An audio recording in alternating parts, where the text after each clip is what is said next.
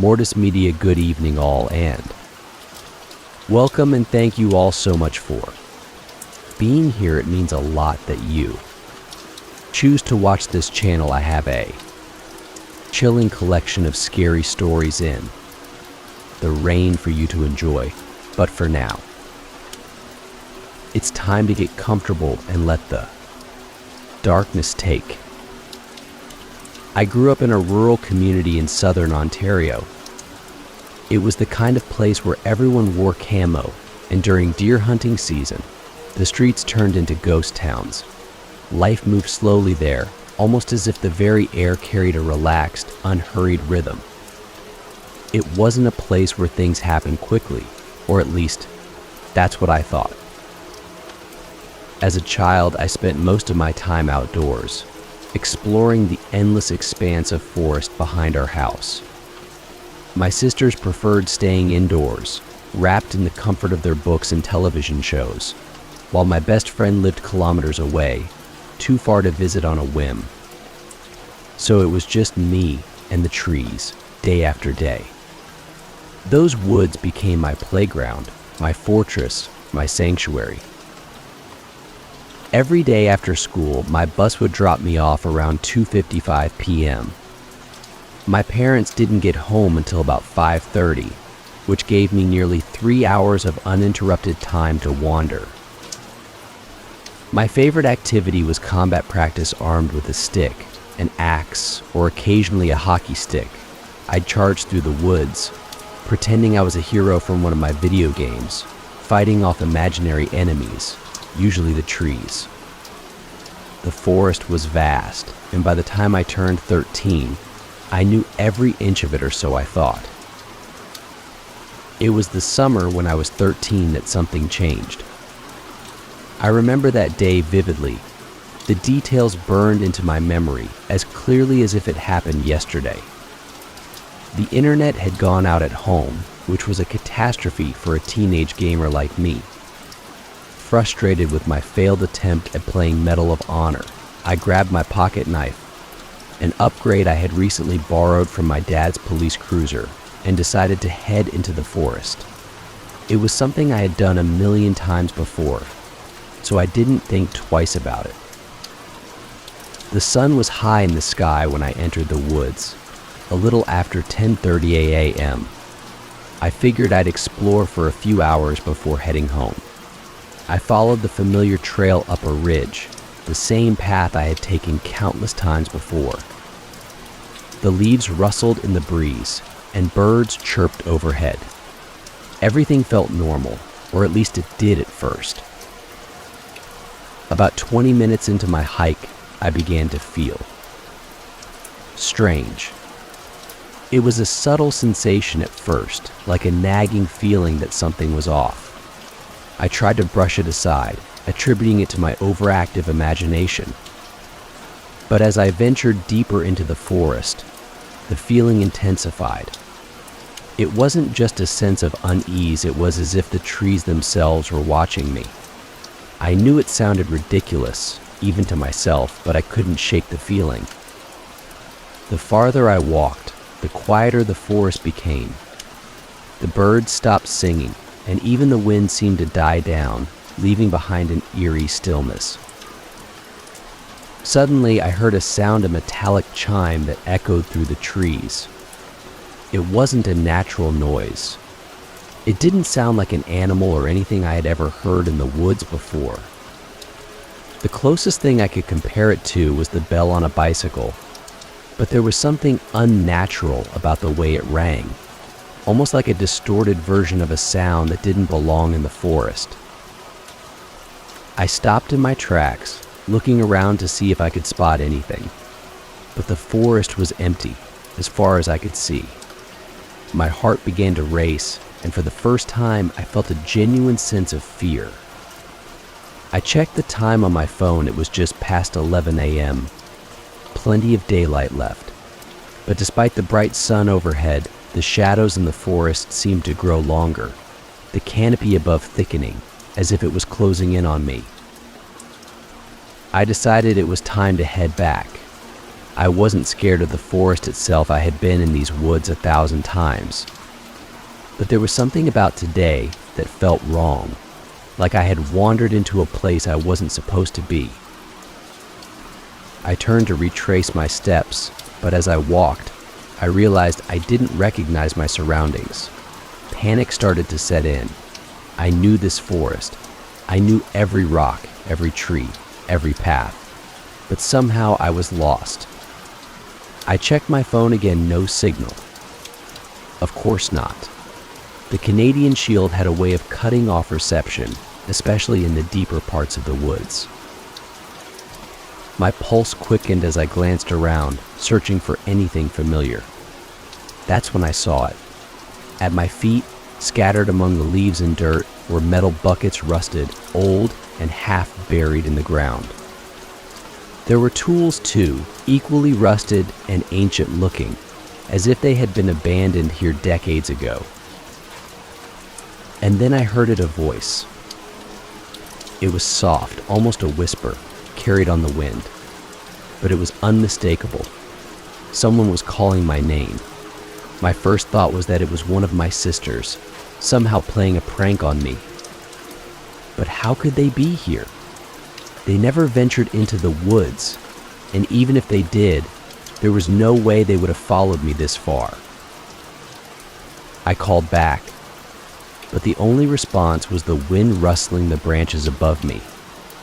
I reached for my phone again, hoping against hope that I could get a signal. Still nothing. That's when I saw something, or rather, someone just out of the corner of my eye. It was dark, moving between the trees, too fast for me to make out any details. But whatever it was watching me. My breath caught in my throat, and I clutched my pocket knife tightly, though I knew it would do little against. Whatever this was, I took a step back, my heart pounding in my chest, and that's when I saw a red bicycle. It was leaning against a tree, almost perfectly staged in a beam of sunlight that pierced through the thick canopy above. It looked old, like something out of the 1950s, rusted and decayed, as if it had been there for years. I took out my phone and snapped a picture. I don't know why, maybe I needed proof that I wasn't losing my mind. But as soon as I did, I heard the voice again. This time, it was different. The tone was lighter, almost playful, like a child singing my name, breaking it into syllables that echoed through the forest. I ran. I didn't think about it, I just ran. Branches whipped at my face, scratching my skin, but I didn't care. I just needed to get out of there. The voice followed me, growing louder, more insistent. I didn't dare look behind me. Every instinct in my body screamed to keep moving, to not stop until I was out of the forest. After what felt like an eternity, the trees began to thin, and the sunlight grew brighter. I slowed my pace, gasping for breath, and dared to glance behind me. Nothing. The forest was still and silent once again. Relief flooded over me as I recognized the hill leading down to my house. I had been running in circles. Somehow, I had ended up right where I started. I could see my house through the trees, not more than 100 meters away. But as I took a step forward, I heard a shriek, unlike anything I had ever heard before. It wasn't an animal. It was something else, something primal and terrifying, a sound that came from everywhere and nowhere at once. I sprinted the last few steps to my house, flinging the door open and slamming it shut behind me. My father was sitting at the kitchen table, looking up in surprise as I burst into the room, breathless and shaking. I glanced at the clock on the wall. It was 4:45 p.m. 5 hours had passed. 5 hours I couldn't account for. I had entered the forest at 10:30 a.m., and yet somehow it was almost 5 in the evening. I went to my room, pulled out my phone, and looked at the picture I had taken of the bicycle. It was still there, staring back at me, a silent reminder that what I had experienced wasn't just a dream or a figment of my imagination. It had happened. And no matter how many times I stared at that photo, I couldn't make sense of it. After my strange and terrifying experience in the forest, I found myself thinking more about the things that can happen in the woods, those unexplained events that leave you wondering whether you imagined it all or stumbled into something far beyond your understanding. I wasn't the only one in my family to have had such an encounter. In fact, my mother had once told me a story from her childhood, a story that took place not in Canada's forests, but in the deep, rural countryside of Paraguay. What she experienced wasn't filled with the same sense of dread as mine, but it was eerie in its own way, and it stayed with her all her life. My mother was born and raised in a remote village in Paraguay, a place where life was both simple and harsh. The people there lived off the land, their days filled with the rhythms of farming and gathering, and their nights lit only by the stars and the faint glow of oil lamps. It was a world far removed from the one I grew up in, yet whenever my mother spoke of it, I could picture it so vividly: the dense, wild forests that surrounded the village, the humble wooden houses, and the sense of isolation that came with being so far from any city. My grandmother was a strong woman, the kind who could work from sunrise to sunset without complaint, and she raised her children with the same hardiness. But for my mother, life was often more about exploring than working. She was a curious child, always looking for new adventures, and more often than not, those adventures took her into the wilderness that surrounded their home. One late afternoon, when my mother was about 7 years old, she and my grandmother were outside finishing up their chores. The sun was beginning to sink lower in the sky, casting long shadows over the yard. The chickens were clucking lazily in their coo-op, and my grandmother was busy gathering the last of the day's eggs.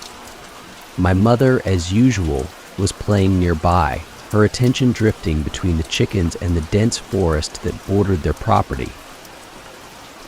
It was in that moment that she saw it. At first, it was just a flicker of movement at the edge of the forest, something small, darting in and out of the underbrush. My mother squinted, trying to get a better look. And then she saw it clearly: a tiny white chick, its feathers impossibly bright against the dark greens and browns of the forest floor. It looked delicate, almost ethereal, as if it didn't belong in the rugged wilderness. Her heart swelled with excitement. My mother had always had a deep love for animals, and catching them had become one of her favorite pastimes.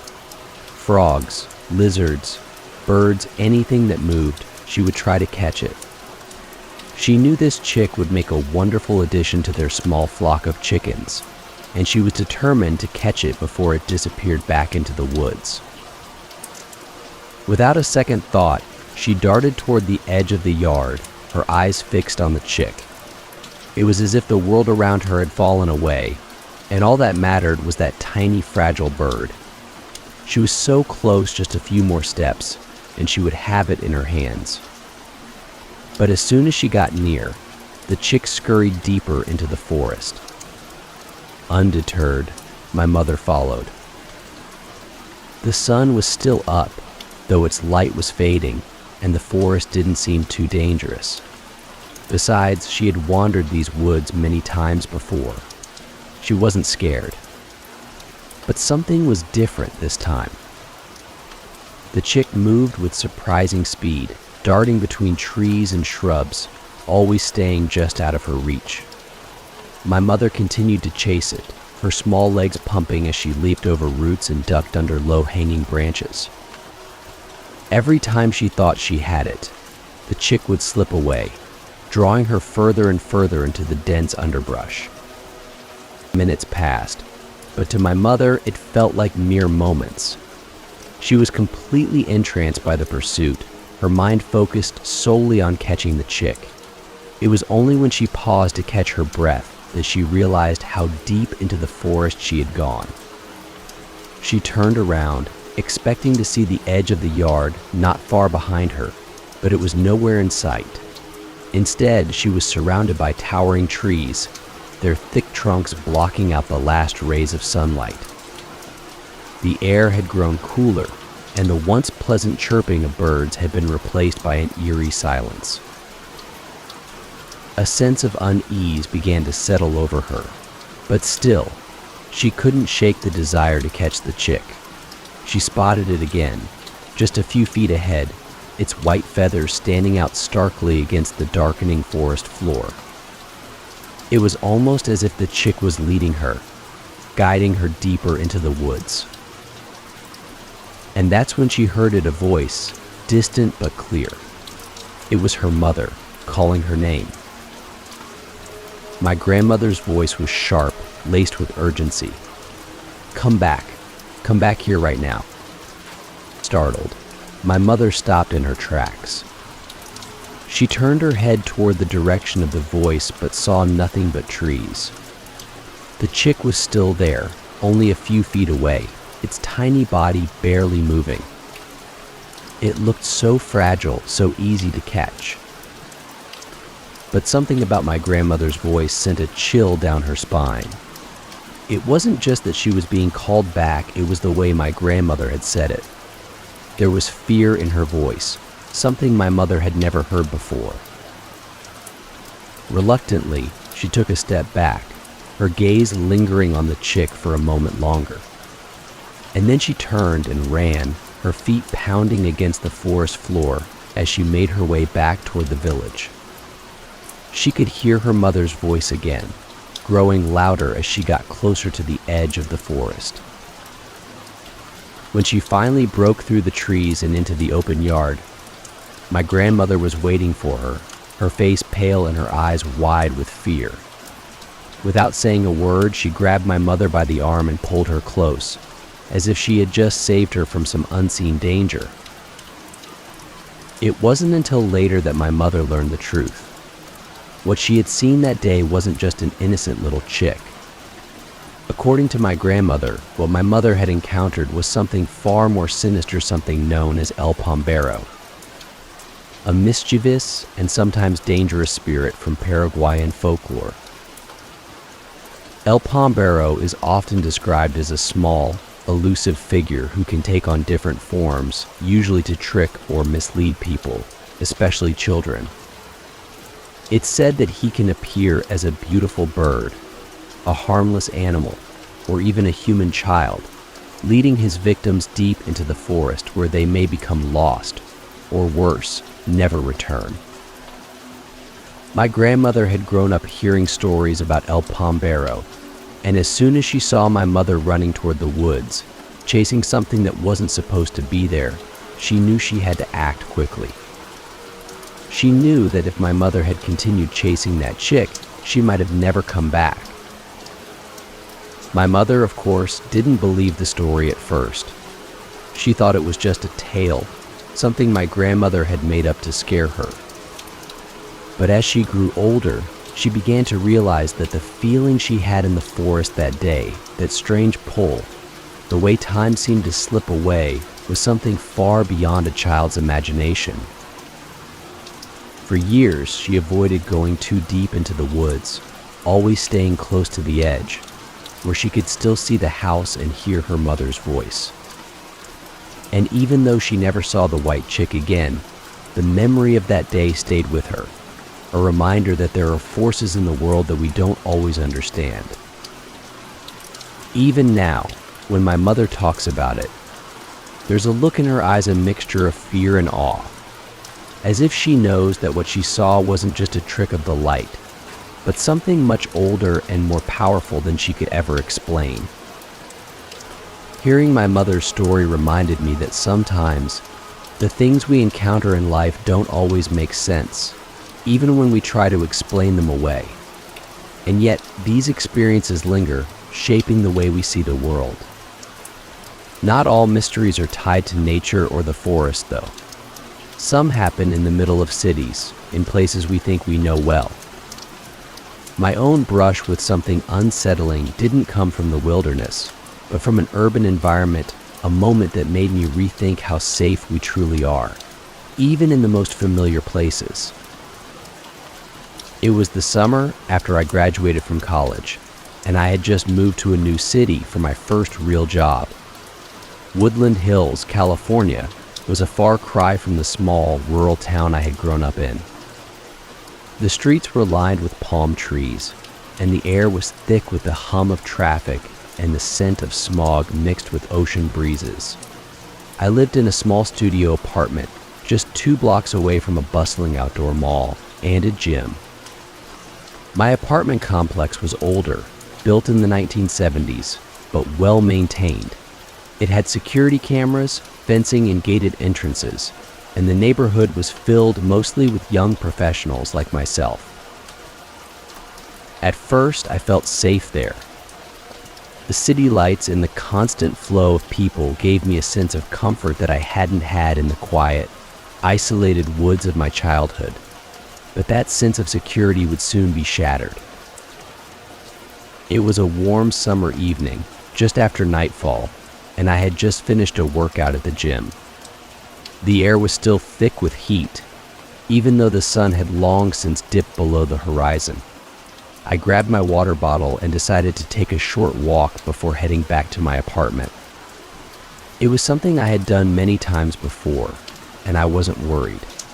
The streets were busy, filled with people coming and going from the mall, and the streetlights cast long shadows that flickered as cars passed by. I walked for a little while, enjoying the warm breeze on my skin and the steady rhythm of my footsteps on the pavement. It wasn't until I turned around to head home that I noticed it a white Escalade with blacked-out windows. The SUV had passed me once already, and at the time I hadn't thought anything of it. But now, as it rolled by me for a second time, something felt off. The windows were so dark I couldn't see inside, and the way the car slowed down as it passed made my stomach clench. I brushed it off, telling myself I was overreacting. After all, this was a busy neighborhood, and it wasn't uncommon for cars to circle the block while looking for parking or picking someone up. I continued walking, keeping my pace steady, but my mind couldn't shake the feeling that something wasn't right. A few minutes later, I saw the Escalade again. This time, it had turned down the same street I was walking on, and as it approached, it slowed down even more. My heart began to race, and I glanced around, looking for other people. The street was quieter now, with fewer pedestrians than there had been earlier. I was still a few blocks away from my apartment, and the gym was behind me. The only nearby store that was still open was a McDonald's at the end of the block. I quickened my pace, hoping the SUV would just drive by and disappear into the night. But it didn't. As I passed the entrance to a parking lot, the Escalade turned in, cutting me off from the McDonald's and creeping along the edge of the lot as if it was following me. Panic set in. My mind raced as I tried to figure out what to do. Should I turn back and run toward the gym? Should I sprint for the McDonald's and hope someone was still there? I didn't have many options, and the car was getting closer, its windows still rolled up, concealing whoever was inside. Just as I was about to make a run for it, the door of McDonald's swung open. A young man, probably no older than I was, stepped out, clearly finished with his shift. He was heading toward his car, completely unaware of the SUV creeping toward me. Without thinking, I shouted out to him, "Hey, can you help me?" The man looked up, startled by my voice, but when he saw the fear in my eyes and the white SUV circling behind me, he quickly understood. He waved me over, and I ran toward him, my heart pounding in my chest. The Escalade hesitated for a moment, then sped out of the parking lot, disappearing down the street. I was shaking as I reached the McDonald's employee. I quickly apologized for scaring him, but he waved it off, offering to walk me back to the gym so I could wait for someone there. Grateful and still trembling, I accepted his offer. As we walked, I kept glancing over my shoulder, half expecting the Escalade to come back. But it didn't. At least, not then. We reached the gym, and the man made sure I felt safe before heading back to his car. I thanked him profusely, still trying to calm my racing heart. Once inside, I sat down in the lobby, pulling out my phone to call one of my friends from the apartment complex. No one answered. I tried another friend, then another, but still no response. I didn't want to leave the safety of the gym until someone came to walk me home. After about 10 minutes, I decided I couldn't wait any longer. I called one of my girlfriends from back home and stayed on the phone with her as I walked the rest of the way to my apartment. I felt a little safer knowing she was on the line, listening as I hurried along the empty streets. But then, just as I crossed the main intersection, I saw the white Escalade. My heart sank. The SUV had turned down my street, slowly creeping along, as if it was looking for me. I felt my entire body go cold. My mind screamed at me to run, but my legs felt like they were moving through water, heavy and sluggish.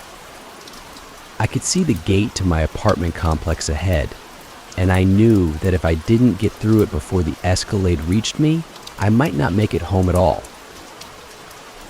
I broke into a sprint, my breath coming in ragged gasps as I barreled toward the gate. Just as I reached it, another resident was pulling out in their car, and the gate had started to close behind them. I squeezed through the narrow opening, barely making it before the gate shut completely. I didn't look back. I didn't need to. I knew the Escalade was still there, just on the other side of the gate, watching me. I ran up the stairs to my apartment, fumbled with my keys, and locked the door behind me as quickly as I could. Only then did I let myself breathe. For hours, I sat on my bed, too afraid to move. My phone was still in my hand, and my friend was still on the line, her voice a distant comfort as she tried to calm me down. But no matter what she said, I couldn't shake the image of that white SUV, the way it had followed me so relentlessly, as if it had been waiting for the right moment. Eventually, I convinced myself it was over. The Escalade was gone, and I was safe inside my apartment. I took a deep breath and decided to take my dog outside for one last walk before bed. I needed to shake off the fear and remind myself that this was just a random, isolated incident. But when I stepped outside and walked toward the gate, my heart stopped. The Escalade was still there, parked just outside the fence, sitting in the shadows where the security cameras couldn't see. It hadn't left. I turned around and walked back to my apartment, keeping my dog close as I locked the door behind me. I didn't sleep that night. Every time I closed my eyes, I imagined those dark, blacked-out windows staring at me, watching, waiting. For the next few days, the SUV was there every night, parked in the same spot, just outside the camera's reach. It never approached me again, and I never saw anyone get out of the car, but the knowledge that it was still there, lurking in the shadows, kept me on edge. Eventually, it stopped showing up, and life returned to a semblance of normalcy. But I never walked outside alone after dark again. And every time I saw a white Escalade, my heart would skip a beat, my mind racing back to that night and the fear that had gripped me so tightly. I still don't know who was in that SUV or what they wanted.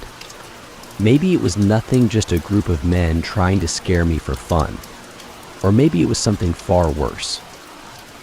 All I know is that I'll never forget the feeling of being watched, of knowing that I was being followed, and of realizing how quickly safety can turn into danger when you least expect it. Experiences like the one with the white Escalade have a way of sticking with you, making you more cautious, more aware of the dangers lurking around every corner.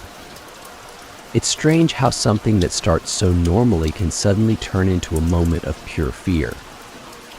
But not all unsettling encounters happen in dark parking lots or quiet streets.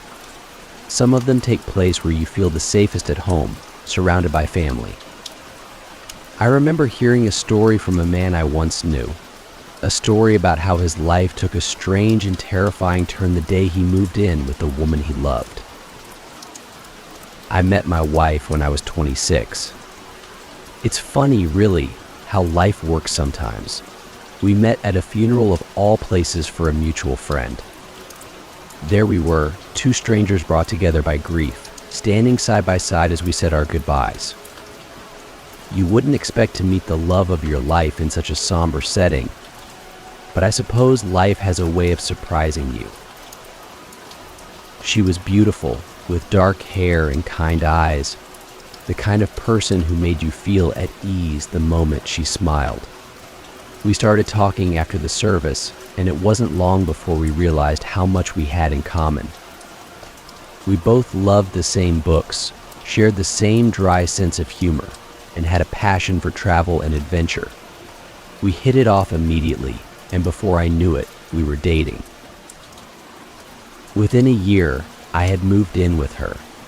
She had this old house, a big 2-story place that she had inherited from her grandparents. It wasn't in the best shape, but it had charm, and it was hers. She had lived there for over 10 years by the time I met her, and she loved every creaky floorboard and peeling wall. The house had history, she said, and that's what made it special. I wasn't much of a believer in the paranormal. Sure, I had seen my fair share of horror movies, read ghost stories, and occasionally watch those ghost hunting shows on TV, but I always approached those things with a healthy dose of skepticism. Ghosts, spirits, hauntings, those were just stories, right? They weren't real. At least that's what I thought. Before I moved in, my wife warned me about the house. She told me it was haunted, but she said it with a smile, as if it were some kind of joke. I laughed it off, thinking she was just trying to mess with me. But then she started telling me stories, real stories about things that had happened in the house over the years.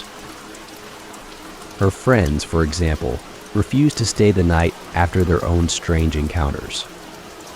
One of her closest friends, who had stayed over one night, claimed to have seen the outline of a woman slowly moving through the room, only to disappear into the darkness. He never slept alone in the house again.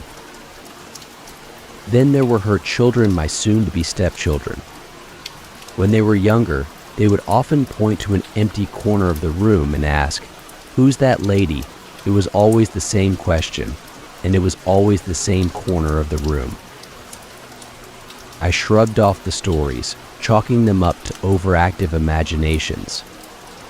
But as I started spending more time in the house, I began to notice small things at first, but strange nonetheless. Odd smells would appear out of nowhere, lingering in the air for minutes at a time before fading away. Unexplainable noises would break the silence of the night, scratches, whispers, things that shouldn't have been there. But still, I didn't believe. Not yet. The bedroom my wife and I would be sharing was located on the second floor. In the very corner of the house where the children had seen the lady, it was an old, drafty room with thick curtains that barely let any light in. It always felt a little colder than the rest of the house, but I didn't think much of it. It was just an old house, after all. Old houses have drafts. My first night there was uneventful, at least on the surface. We spent the evening unpacking some of my things, and by the time we went to bed, I was exhausted. As I lay in bed, my wife drifted off to sleep beside me, and I stayed up for a while, typing away on my laptop. I'm a writer, or at least I try to be, and I often stay up late working on my projects. It was around 1 a.m. when I heard the scratching. It was faint at first, barely audible over the tapping of my keys. I ignored it, thinking it was just the wind outside or maybe a branch scraping against the window. But as the minutes passed, the scratching grew louder, more insistent. I paused my typing and turned to look toward the source of the noise. It was coming from the wall near our bed, just above where my wife's head was resting. I stared into the darkness, trying to make sense of what I was hearing. But the noise stopped as soon as I turned my attention to it. I shrugged it off, telling myself it was nothing, just the house settling. I went back to my writing, but the uneasy feeling lingered. There was something about that scratching, something that felt wrong, cagey, and eventually I gave up on writing for the night and climbed into bed. My wife was still sound asleep, completely unaware of the noise. I closed my eyes, hoping sleep would come quickly, but it didn't. Instead, I found myself waking up a few hours later, standing in the middle of the kitchen. I blinked, disoriented, as I tried to make sense of where I was. The kitchen was dark, the only light coming from the faint glow of the moon through the window. My wife was standing in front of me, her face pale with concern. "What are you doing?" she asked softly, her voice filled with worry. I had no idea. I had been asleep just moments ago, or at least I thought I had been. And yet here I was, standing in the kitchen with no memory of how I had gotten there. I think I was sleepwalking, I muttered, though the words felt strange on my tongue. I had never sleepwalked before in my life, but that was the only explanation I could come up with. My wife led me back upstairs, her hand resting gently on my arm as if she was afraid I might drift away again. We climbed back into bed, and despite the unsettling events of the night, I somehow managed to fall back asleep. The next morning, I tried to brush off the sleepwalking incident, convincing myself that it was just a one-time thing. But deep down, I knew something was wrong. I couldn't shake the feeling that our house was trying to tell me something. As the days passed, the strange occurrences continued. The scratching noise returned every night, always in the same spot above the bed. My wife never heard it, no matter how many times I pointed it out. It was as if the sound was meant only for me. Then there were the dreams, vivid, unsettling dreams that left me feeling drained and disoriented. In the dreams, I was always in the same place, standing in the corner of the bedroom, staring at the wall. Sometimes I was alone. Other times there was a figure standing with me, a shadowy shape that I could never quite make out. But no matter what, I always woke up with the same feeling, a sense of being watched. One night, after weeks of this strange behavior, my wife woke up to find me standing on the bed, staring at the wall. She shook me awake, her voice trembling as she begged me to stop. I didn't remember getting up. I didn't remember anything about the night before, but the look on her face told me everything I needed to know. We needed to move the bed. We needed to get out of that corner. The next morning, we rearranged the bedroom, moving the bed away from the wall where the scratching had come from. I wasn't sure if it would make a difference, but at that point, I was willing to try anything. And it worked for a while. The scratching stopped. The dreams faded. And for the first time in weeks, I felt like I could finally sleep without the weight of dread hanging over me. But then, one night, it all came back. I woke up in the middle of the night, standing in the kitchen again. This time, though, the lights were on, and every drawer in the kitchen had been pulled out, their contents scattered across the floor. It was as if someone had been searching for someone or something other than me. I couldn't explain it. My wife was still asleep upstairs, completely unaware of the chaos that had unfolded in our kitchen. I quietly put everything back in its place, my hands shaking as I tried to make sense of what was happening. The next day, I told my wife everything: the scratching, the dreams, the sleepwalking, the drawers. I could see the fear in her eyes as she listened, her expression growing more and more concerned with each passing minute. We decided to move the bed again, this time to the opposite side of the room, as far from that corner as possible. I hoped it would be enough, that the simple act of moving furniture could somehow break whatever hold the house had on me.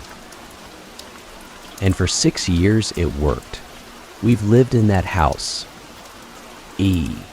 for over a decade now, and for the most part, the strange events have stopped. Every once in a while, I'll still hear a faint scratching or catch a glimpse of a shadow moving through the corner of the room, but it's nothing like it was in those early days. We've learned to live with it, in a way. The house is ours, and whatever else might be living here, it seems content to leave us alone, for now. But sometimes, late at night, when the house is quiet and the world is still, I'll wake up and find myself standing at the foot of the bed, staring at the wall. And in those moments, I wonder if the house has truly let us go, or if it's just waiting for the right moment to pull me back in. After living in a house where the unexplained seemed to have made its home, I began to wonder about the places we visit, places we think of as temporary refuges, and how even they can hold mysteries that leave lasting marks on us.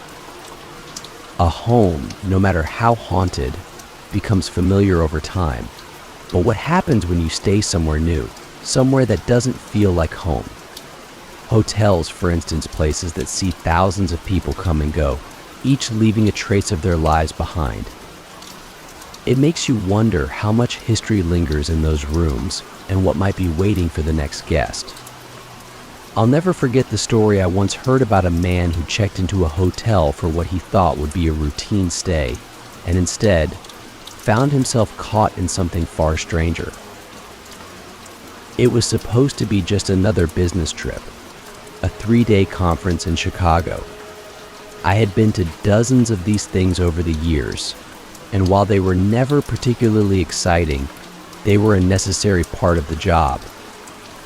The usual routine: fly into the city, check into the hotel, attend meetings all day, network at night, sleep and repeat. I'd done it so many times that it had become second nature to me.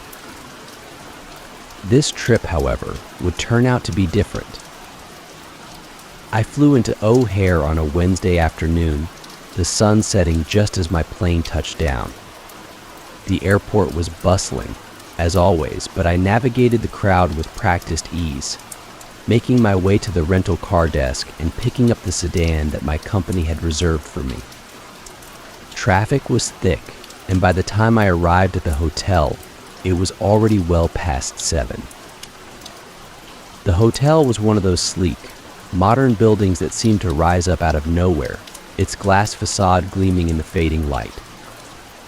Inside, the lobby was all chrome and marble, a pristine space filled with business travelers just like me, their faces buried in their phones as they waited to check in. I went through the usual motions, handing over my ID, getting my room key, and hauling my suitcase to the elevator. It was routine, mundane. When I reached my room on the 14th floor, I was greeted by the familiar sight of a generic hotel room. Beige walls, a king-sized bed with crisp white sheets, a desk in the corner, and a flat-screen TV mounted on the wall. The room smelled faintly of cleaning products and something else I couldn't quite place, something metallic, maybe, but I didn't give it much thought at the time. I was tired, hungry, and all I wanted to do was grab a quick dinner and get some sleep before the first day of the conference. I ordered room service, a burger and fries, and settled in for the night. The food came quickly, and I ate in front of the TV, mindlessly flipping through channels as I tried to unwind from the day of travel. By the time I finished my meal, I could barely keep my eyes open, so I turned off the lights and crawled into bed. That's when it started. At first, it was just a faint sound, something barely audible over the hum of the air conditioner. I thought it was part of the city noise, the usual distant sounds of traffic and people that came with staying in a downtown hotel. But as I lay there, trying to drift off to sleep, the noise grew louder. It was a tapping sound, soft but persistent, like someone was tapping on the wall next to my bed. Tap, tap, tap.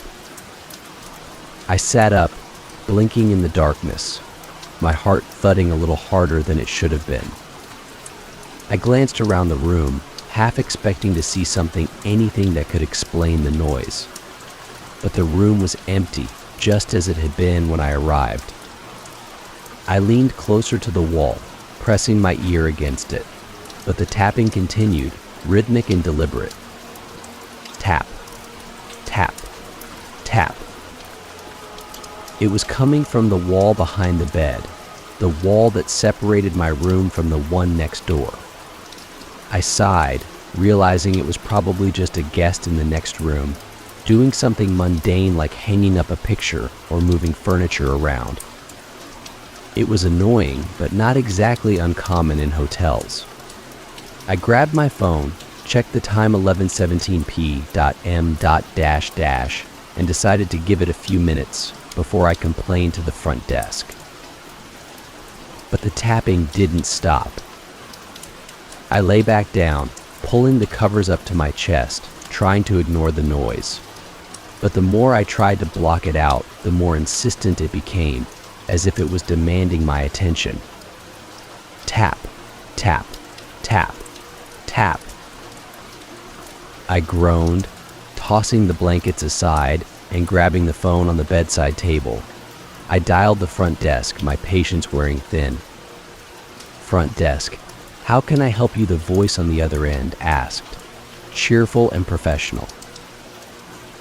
Yeah, hi, I said, trying to keep the irritation out of my voice. I'm in room 1427, and there's this tapping noise coming from the room next door. It's been going on for a while now, and it's starting to get pretty loud. Could you maybe check it out? The woman on the phone paused for a moment before responding. I'm sorry, sir, but there's no one staying in the room next to you. My blood ran cold. I stared at the phone in disbelief, my mind struggling to process what she had just said. No one, I repeated, my voice shaky. Are you sure? Yes, sir, she replied. The room next to yours is vacant. It's been vacant all week. I hung up without saying another word, my heart pounding in my chest. The tapping continued, growing louder and more frantic, as if something or someone was trying to break through the wall. I grabbed my keys, my phone, and my jacket and bolted out of the room, my mind racing. I didn't stop until I reached the lobby, where I stood, breathless and shaking, trying to make sense of what had just happened. The front desk staff offered to move me to another room, and I accepted without hesitation. They apologized profusely, insisting that it was probably just a maintenance issue, but I knew better. Something wasn't right about that room. Something about it felt wrong.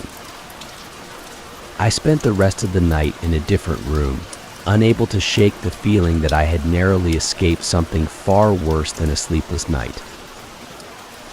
The next morning, I tried to put the incident behind me. I convinced myself that it was just my imagination, that the stress of the trip and the long day of travel had gotten to me. But as I went about my day, attending the conference and meeting with colleagues, I couldn't stop thinking about the tapping. That night, I returned to the hotel, exhausted but determined not to let my mind play tricks on me. I went to bed early, hoping to get a good night's sleep, but I was still on edge. I kept waiting for the tapping to start again, but the room was silent. And then, just as I was about to drift off, I heard it a whisper. Faint, barely audible, but unmistakable. It was coming from the vent in the ceiling. At first, I thought it was the air conditioning kicking on, but as I listened closer, I realized it wasn't the sound of air rushing through the vents. It was a voice. A low, raspy voice, speaking in a language I didn't understand. My skin prickled with fear, and I threw the covers off, sitting up in bed. The whispering continued, growing louder, more urgent, as if whoever or whatever was in the vent was trying to communicate with me. I grabbed my phone, ready to call the front desk again, but before I could dial, the whispering stopped. The room fell silent, the air still and heavy, as if the very atmosphere had changed. I didn't sleep at all that night. The next morning, I checked out of the hotel early, cutting my trip short and catching the first flight home. I didn't care about the conference or the meetings I was missing. I just needed to get out of that place. Years later, I still think about that hotel room, about the tapping and the whispers in the vent. I've tried to rationalize it, to tell myself that it was all in my head, but deep down, I know the truth. Something was in that room. Something was trying to reach me, and I'm grateful I left before it did. After that experience in the hotel, I couldn't help but wonder if certain places just held on to something strange, something beyond our understanding. It was as if certain spaces had their own energy, their own history, and maybe even their own agenda. But it's not just hotels or old houses that seem to defy explanation. Sometimes, even the most normal, everyday places where you'd never expect anything unusual can suddenly reveal something far more unsettling. I once heard a story about a peaceful suburban neighborhood where everything seemed perfect on the surface, but beneath that calm exterior, something strange was happening. Something that left everyone involved questioning their sense of reality.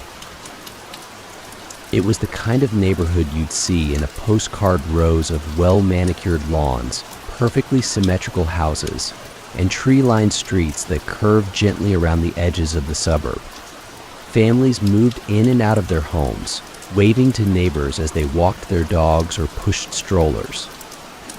It was the picture of suburban bliss, the kind of place where nothing bad ever seemed to happen. Or at least, that's what everyone thought. I had just moved into the neighborhood with my wife, Sarah, and our 2 kids. We'd spent years saving up for a house like this, a place where we could finally settle down and give our children the stability we'd always wanted. The house was beautiful, a 2-story, 4-bedroom colonial with a big backyard, perfect for the kids to run around in. We moved in during the spring, just as the flowers were starting to bloom and the trees were filling out with bright green leaves.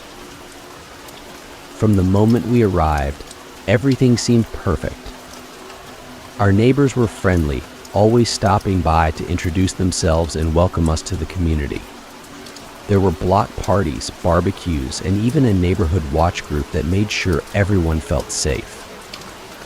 It was the kind of place where you could leave your doors unlocked without a second thought, where the kids could play in the street without any worry. But there was one thing that struck me as odd. Just a few houses down from ours was a home that stood out from the rest. It wasn't because the house was in bad shape, in fact, it was just as well maintained as the others, with a freshly mowed lawn and flowers blooming in the garden. But there was something about it that felt off. I couldn't put my finger on it at first. Maybe it was the fact that, unlike the other houses, this one always seemed empty. I never saw anyone come or go, never saw any cars in the driveway or lights on inside. It was as if the house was frozen in time, perfectly preserved but completely devoid of life. I asked a few of the neighbors about it, but no one seemed to know much. Some said the owners were an older couple who traveled a lot and were rarely home. Others said the house had been vacant for years, ever since the previous owners had moved out. But there were rumors, whispers, really, that something had happened there. Something that no one wanted to talk about. Of course, I didn't think much of it at the time. After all, every neighborhood has that one house, the one that feels a little out of place. But as the weeks went by, I couldn't shake the feeling that something was wrong. It started with small things barely noticeable at first. I'd be out in the yard, playing with the kids or working on some gardening, and I'd catch movement out of the corner of my eye. I'd turn my head, expecting to see someone walking by or a car driving past, but there was never anything there. Just that house, standing silently in the distance. Then came the noises. At night, when the neighborhood was quiet and the kids were asleep, I'd hear things. Faint, muffled sounds coming from down the street, like the creaking of floorboards or the sound of someone moving around inside the house. It wasn't loud enough to wake anyone up, but it was enough to make me sit up in bed, straining to hear. I mentioned it to Sarah one morning over breakfast, but she just laughed it off. "You're letting your imagination run wild," she said with a smile. "It's probably just the house settling. Old houses make noises like that." I nodded, but I wasn't convinced. Something about the noises didn't feel right. They didn't sound like the usual creaks and groans of an old house. They sounded deliberate. The more I tried to ignore it, the more it seemed to happen. I'd be outside late at night, taking out the trash or locking up the shed, and I'd hear those noises again. Creaks, taps, whispers, always faint, always coming from the direction of that house. It got to the point where I couldn't go outside without feeling like I was being watched, like there was something just out of sight, lurking in the shadows. One night, after putting the kids to bed, I decided to go for a walk around the block. It was late around 11 p.m., and the neighborhood was unusually quiet. There were no cars driving by, no porch lights flickering in the distance. Just the stillness of the night and the faint glow of the streetlights. As I walked past the house, I slowed down, my eyes drawn to the dark windows. I hadn't meant to stop, but something about the house compelled me to take a closer look. I stood there for a moment, staring up at the second-story windows, trying to make out any movement, any sign of life. That's when I saw it. A figure, standing in the window, staring down at me. My heart skipped a beat, and I took a step back, my eyes wide with shock. It was a woman, at least I thought it was a woman. Her silhouette was faint, almost like a shadow, but I could see her clearly enough to know that she was watching me. I blinked, and just like that, she was gone. I stood there for a moment, frozen in place, trying to make sense of what I had just seen. Had I imagined it? Was it a trick of the light? But the more I thought about it, the more certain I became. I hadn't imagined it. There was someone in that house. I hurried home, my mind racing. I wanted to tell Sarah, but I knew she wouldn't believe me.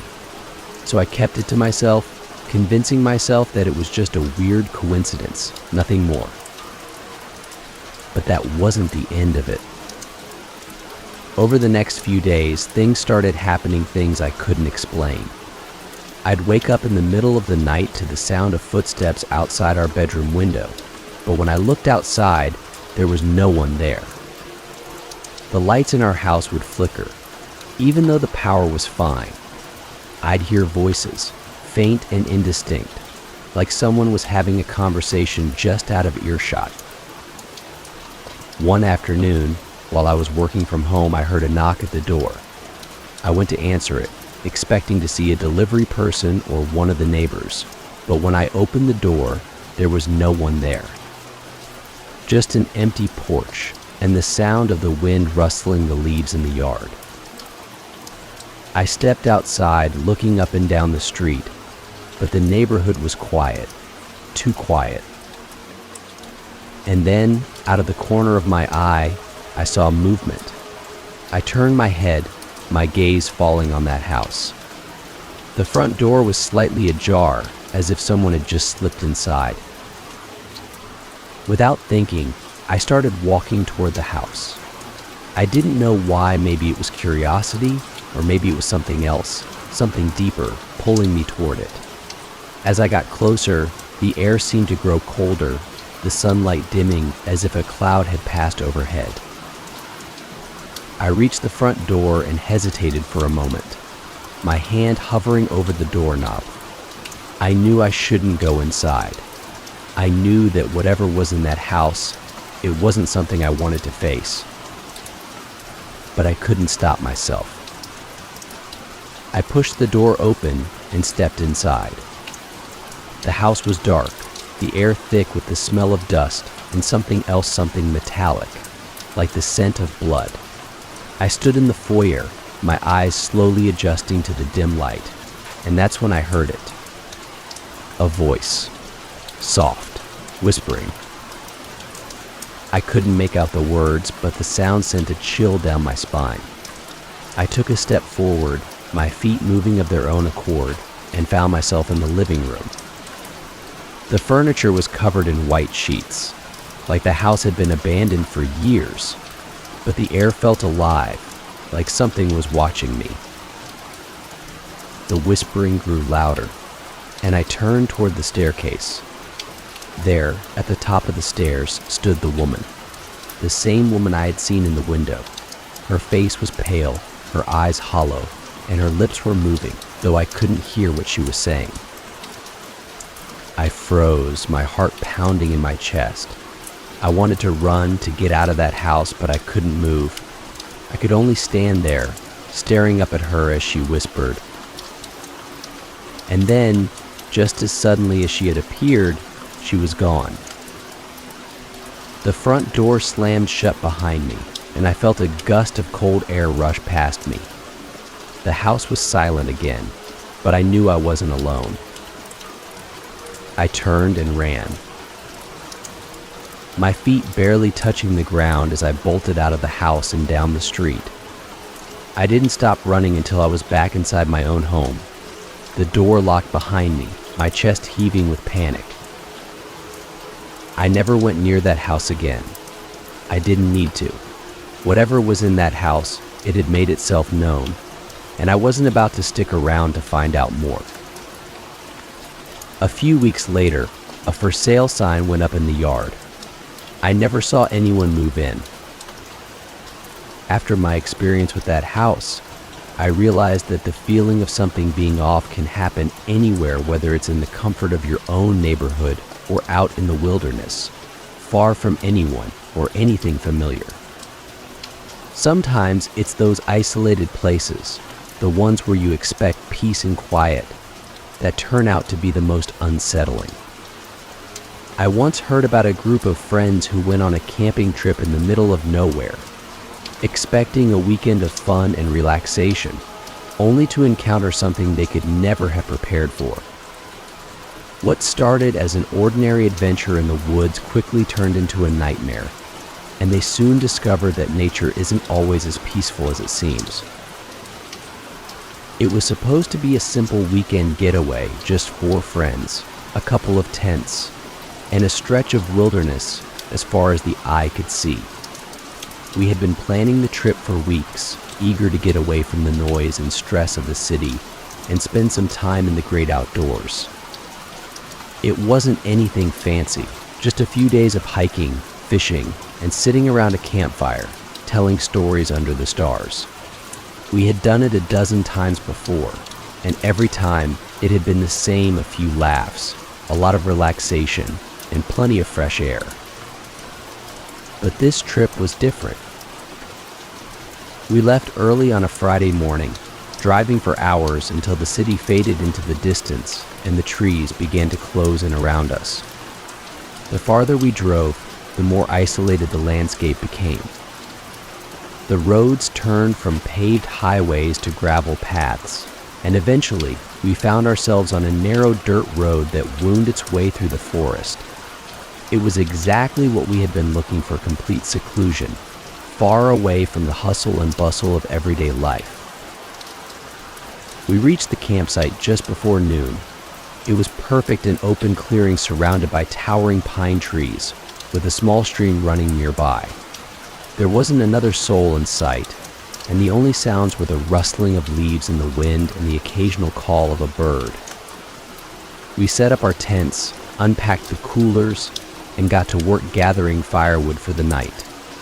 Everything seemed normal, just as it always had on trips like this. But as the day wore on, something began to feel different. It was subtle at first, nothing more than a strange sensation at the back of my mind. Like the feeling you get when you've forgotten something important but can't quite remember what it was. I tried to shake it off, convincing myself that it was just the excitement of being in the wilderness. But the feeling persisted, growing stronger with each passing hour. By the time the sun began to set, casting long shadows across the clearing, I couldn't ignore it anymore. Something was wrong. I glanced at my friends, wondering if they felt it too, but they seemed oblivious, laughing and joking as they set up the fire pit. As darkness fell, the feeling intensified. It wasn't fear, exactly, but a deep, gnawing sense of unease, as if the forest around us was watching, waiting. The air grew cooler, and the sounds of the forest birds, insects, the wind faded into an eerie silence. We gathered around the campfire, the crackling flames providing a small circle of light in the vast, dark wilderness. We cooked dinner, told stories, and drank a few beers, trying to shake off the unsettling atmosphere. But no matter how hard I tried to relax, I couldn't shake the feeling that we weren't alone. At one point, I thought I saw movement in the trees just beyond the firelight, a quick flicker of something, a shadow darting between the trunks. I blinked and looked again, but there was nothing there. I told myself it was just a trick of the light, maybe a deer or some other animal passing through the woods. But deep down, I knew it was something else. The night wore on, and one by one, my friends began to drift off to bed, leaving me alone by the fire. I sat there for a while, staring into the flames, my mind racing. The forest around me was dark and silent. The only sound the crackling of the fire and the occasional rustle of leaves in the breeze. I felt like I was being watched, like there were eyes hidden in the darkness, just beyond the reach of the firelight. Eventually, I couldn't take it anymore. I doused the fire, kicked some dirt over the embers, and crawled into my tent, pulling the sleeping bag up to my chin. I told myself that everything was fine, that I was just letting my imagination get the better of me. But no matter how hard I tried to convince myself, I couldn't shake the feeling that something was out there, lurking in the shadows. I lay awake for hours, listening to the sounds of the forest, or rather, the lack of sounds. The usual nighttime noises, the chirping of crickets, the rustling of animals in the underbrush were gone, replaced by an oppressive silence that seemed to press in on me from all sides. At some point, I must have drifted off, because the next thing I knew, I was being shaken awake by one of my friends, his face pale with fear. "Did you hear that?" he whispered, his voice trembling. I sat up, my heart racing. Hear what? There was something. Outside the tents, he said, his eyes wide with panic. I heard footsteps. I listened, my ears straining to pick up any sound, but the forest was silent. I didn't hear anything I said, though I wasn't sure if I believed myself. My friend shook his head, his hands trembling. I swear, there was something out there. It was walking around right by the tents. We sat there in the darkness, listening, but there was nothing, just the oppressive silence of the forest. Eventually, my friend lay back down, pulling his sleeping bag tight around him, but I could tell he was just as unsettled as I was. The next morning, we tried to laugh it off. Maybe it was just an animal, we said. A deer, a raccoon, something harmless. But deep down, we all knew that it wasn't. There was something out there, something that didn't belong. We spent the day hiking, trying to distract ourselves from the strange events of the night before. The sun was shining, the air was fresh, and for a while, we managed to forget about the unease that had settled over us. But as the day wore on and the shadows grew longer, the feeling of dread returned. That night, as we sat around the campfire, the atmosphere was different. The laughter and jokes from the night before were gone, replaced by a tense, uneasy silence. None of us wanted to admit it, but we were all on edge, waiting for something to happen. The fire crackled, casting flickering shadows across the clearing, and once again, I thought I saw movement in the trees. I turned my head, squinting into the darkness, but there was nothing there, just the tall, looming pines and the faint rustle of leaves in the wind. We sat there for what felt like hours, the fire burning low, the silence stretching out between us. No one spoke. No one moved. We were all waiting.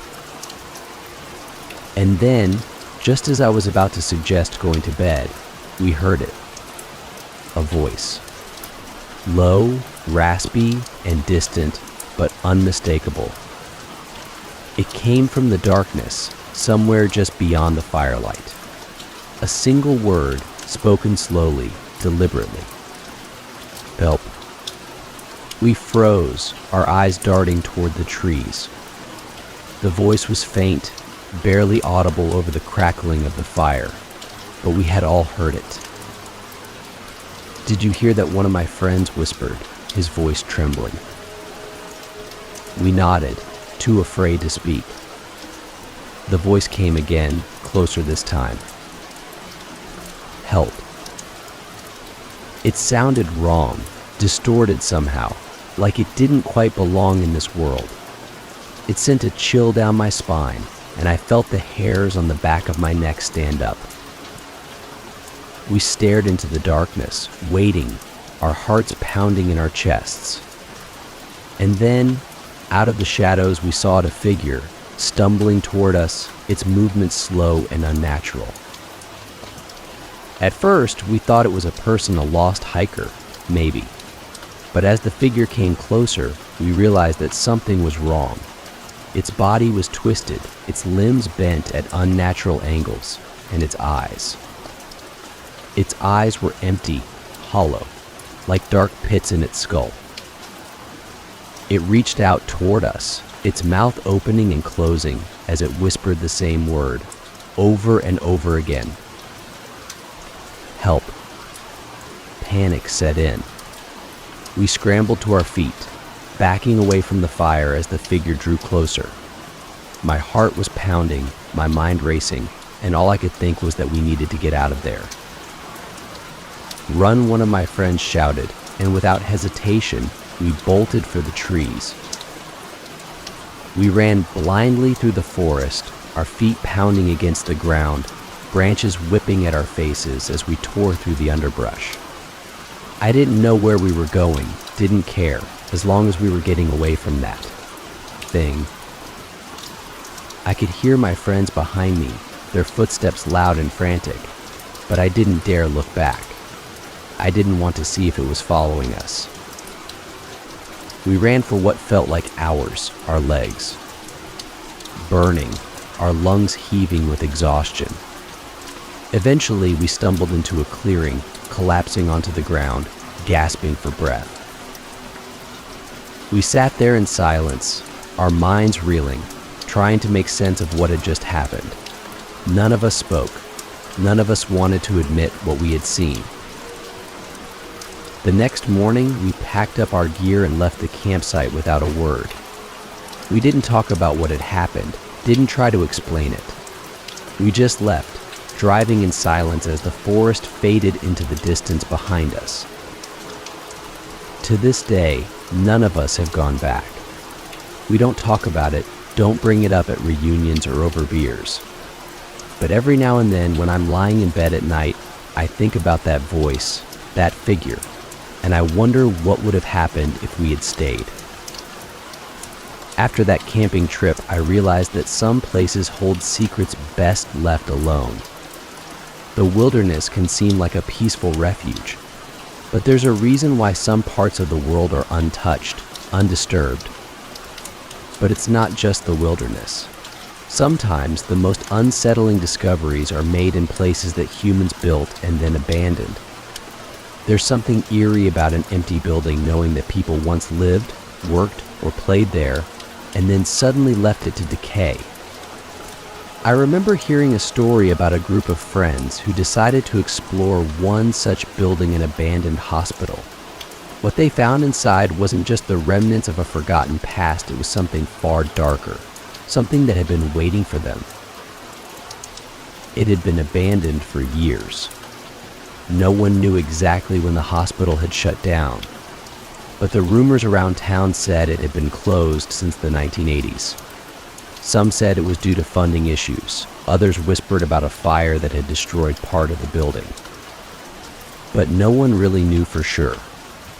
What was certain, though, was that the old hospital had become a source of fascination for the people in town, especially the teenagers. It wasn't unusual to hear stories about kids sneaking into the building at night, daring each other to spend time inside the crumbling structure. Most of the stories were harmless kids claiming they heard footsteps or saw shadows moving in the halls. But there were other stories, two stories that made you wonder if there was more to the hospital than just broken walls and shattered windows. I had always been curious about the place. I'd grown up in the town, and the hospital had always been a part of the landscape, looming on the outskirts like a dark, forgotten monument. As a kid, I'd ride my bike past it with friends, daring each other to get closer, but we never did. It wasn't until I was in my late teens that I finally got my chance.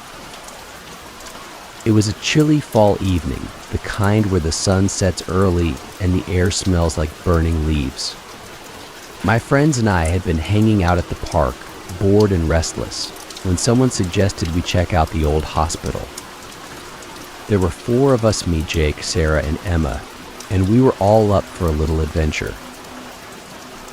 The hospital was about a 20-minute walk from the park, down a narrow road that cut through the woods.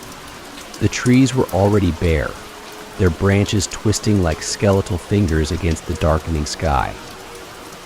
We walked in silence, the only sound the crunch of dead leaves under our feet. As we approached the hospital, the building came into view, its silhouette dark and imposing against the horizon. It was larger than I remembered, a sprawling complex of brick and concrete with broken windows and overgrown vines snaking their way up the walls. The main entrance was boarded up, but we knew there were other ways in. Kids had been sneaking into the hospital for years, and it wasn't hard to find a hole in the fence or a broken window to climb through. We circled the building, the air growing colder with each step. Finally, we found what we were looking for, a section of the fence that had been cut open, just wide enough for us to squeeze through. We crouched down, one by one, and slipped through the gap, our breath hanging in the air like smoke. The inside of the hospital was even more unsettling than I had imagined. The halls were long and narrow, lined with peeling wallpaper and broken tiles. Old medical equipment lay scattered on the floor, rusted and decayed. The air was thick with dust, and the smell of mildew clung to everything.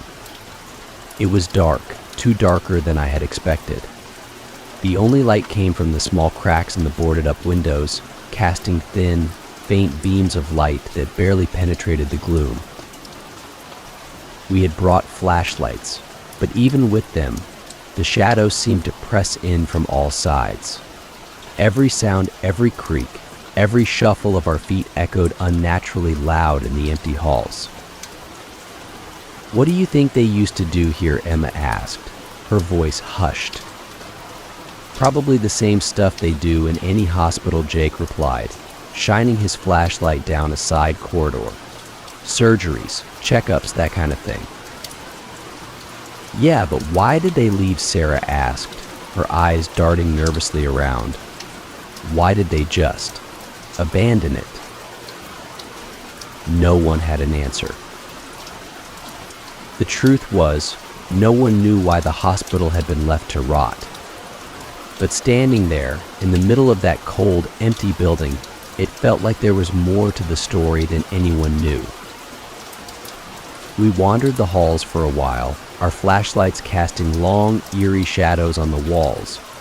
We didn't really have a plan, we were just exploring, trying to see how far we could go before we chickened out. The deeper we went into the hospital, the more unsettling it became. The air grew colder, and the silence seemed to weigh heavier, like the building itself was holding its breath. Eventually, we came to a large set of double doors at the end of one of the hallways. They were old and rusted, with faded letters on the glass that read operating room. The doors were slightly ajar, the space between them filled with darkness. "Should we go in?" Jake asked, his voice low. None of us answered right away. There was something about those doors, something about the room beyond that felt wrong. But we were teenagers, and we had come this far. We weren't about to back out now. Jake pushed the doors open, and we stepped inside. The operating room was massive, with high ceilings and walls lined with old, rusted medical equipment. In the center of the room was an operating table, its metal surface cold and gleaming in the dim light. Above it hung a large, circular light fixture, its bulbs long since burned out. The room smelled different than the rest of the hospital, stronger, more pungent, like chemicals and decay. We stood there for a moment, our flashlights flickering across the room, taking in the strange, eerie atmosphere. And that's when we heard it. A sound, faint at first, but growing louder. It was coming from somewhere above us, echoing down from the ceiling. It was a soft, rhythmic tapping, like the sound of footsteps on metal. "What the hell is that?" Sarah whispered, her voice trembling. None of us answered. We just stood there, frozen, listening to the sound as it grew louder, closer. Tap, tap, tap. It was coming from the ceiling, from the vents that ran along the top of the room. I pointed my flashlight upward, my heart pounding in my chest. For a moment, I saw nothing, just the rusted metal grates of the vents, dark and empty. But then I saw it. A face. Pale, gaunt, with wide, hollow eyes staring down at us from behind the grate.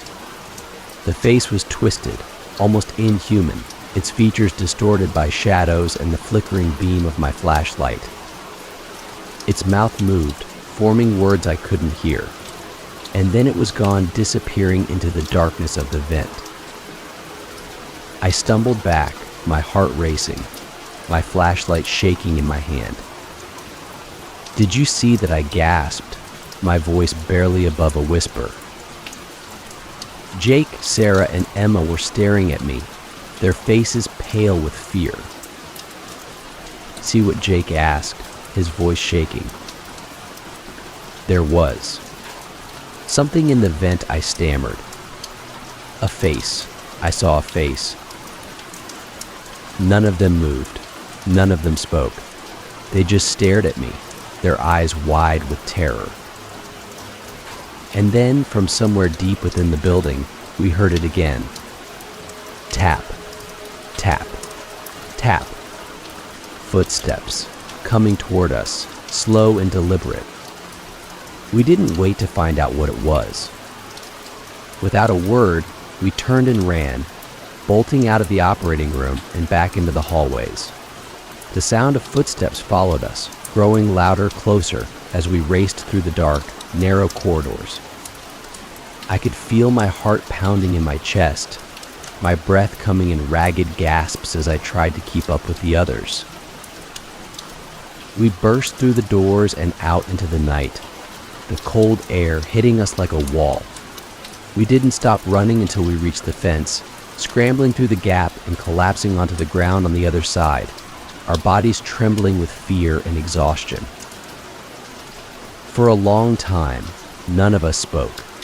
We just sat there, gasping for breath, trying to make sense of what had just happened. What the hell was that Emma finally whispered, her voice shaking? I didn't have an answer. None of us did. All we knew was that we had seen something we couldn't explain, something that didn't belong in that hospital. We never went back. None of us wanted to. We tried to forget about it, to move on, but the memory of that face in the vent, those footsteps in the halls, haunted us. Even now, years later, I can still hear it sometimes tap, tap, tap, echoing in my mind. The hospital is still there, abandoned and decaying, a dark reminder of the secrets it holds. No one talks about it anymore. No one goes near it. But I know that whatever is in that building, it's still there, waiting.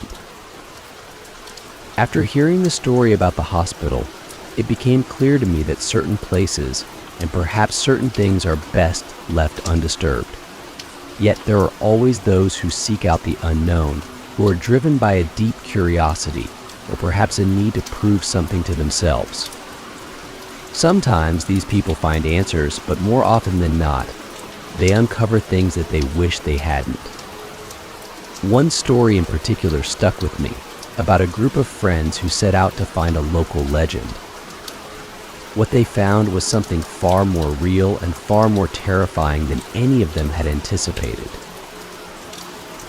Every town has its urban legends, those strange, whispered stories passed down from generation to generation.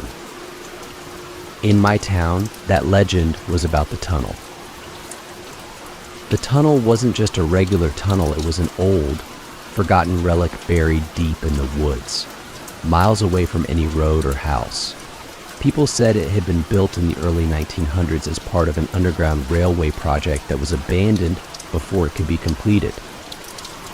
It was supposed to connect several nearby towns, but for reasons no one seemed to know, construction was abruptly halted, and the tunnel was left to rot. Over the years, it became a local legend, a place kids dared each other to visit, especially after dark. The stories about the tunnel varied. Some said it was haunted by the spirits of the workers who had died during its construction. Others claimed that strange, inhuman creatures lurked inside, waiting for anyone foolish enough to venture too close. The most popular legend, though, was about a group of kids who had gone into the tunnel one night and never come back.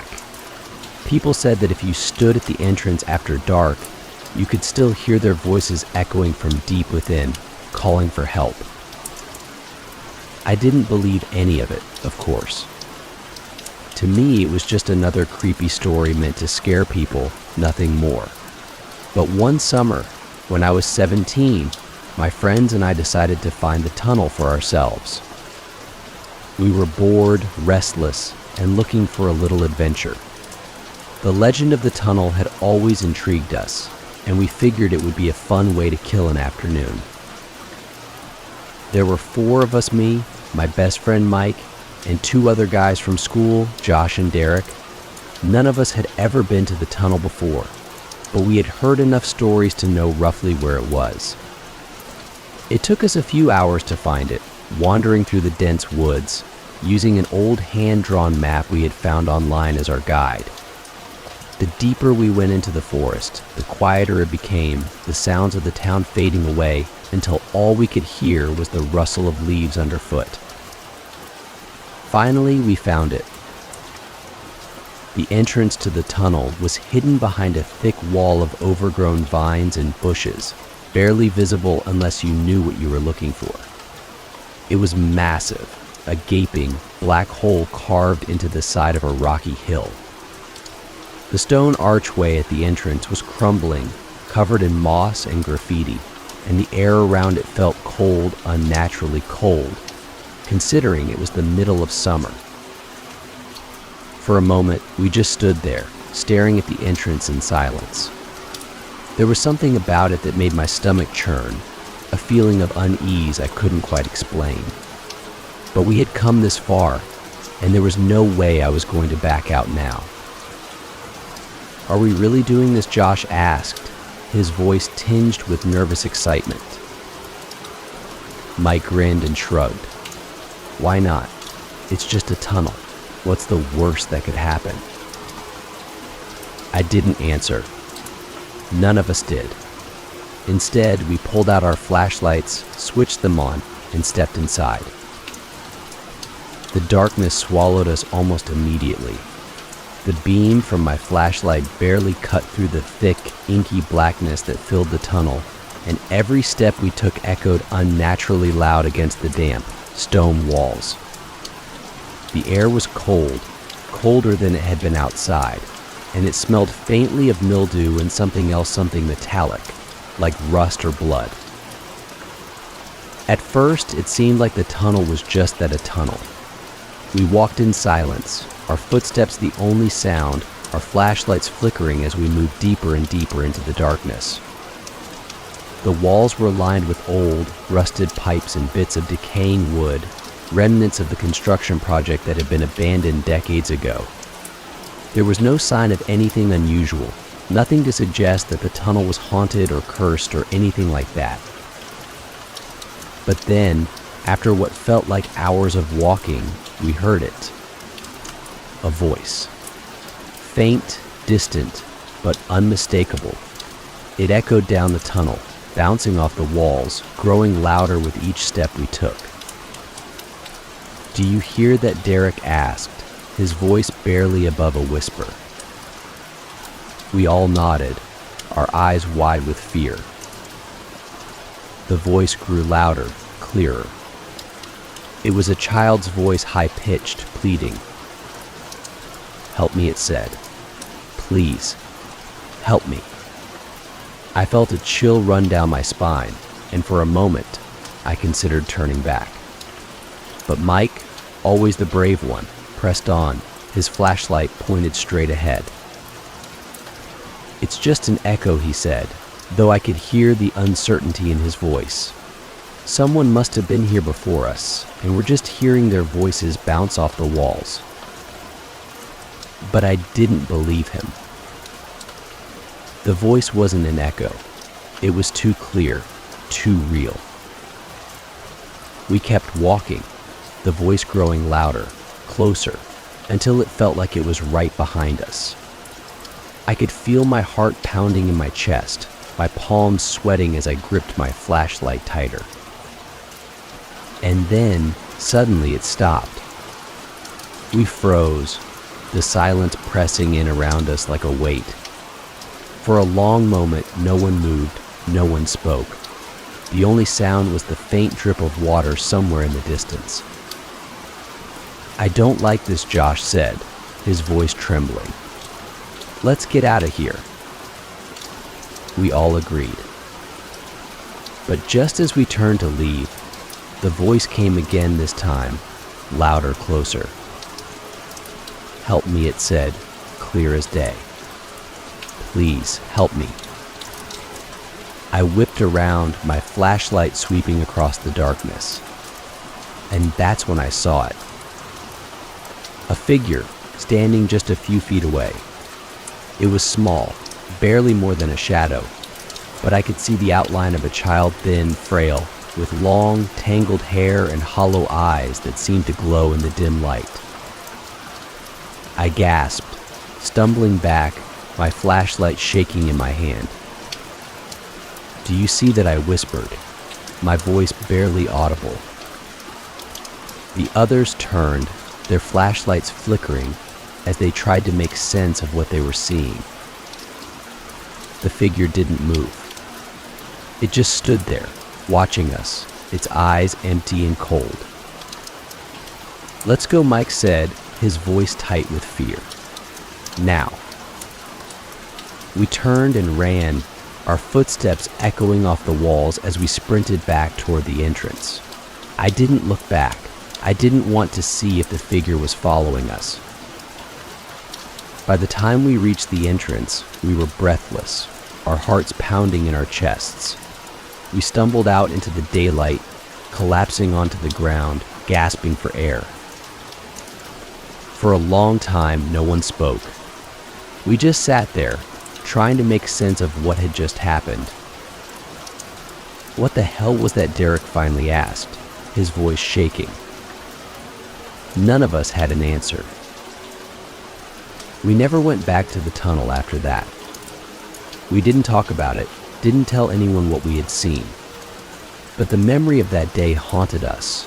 The image of that figure standing in the darkness, watching us, burned into our minds. A few months later, I heard that the tunnel had been sealed off by the town.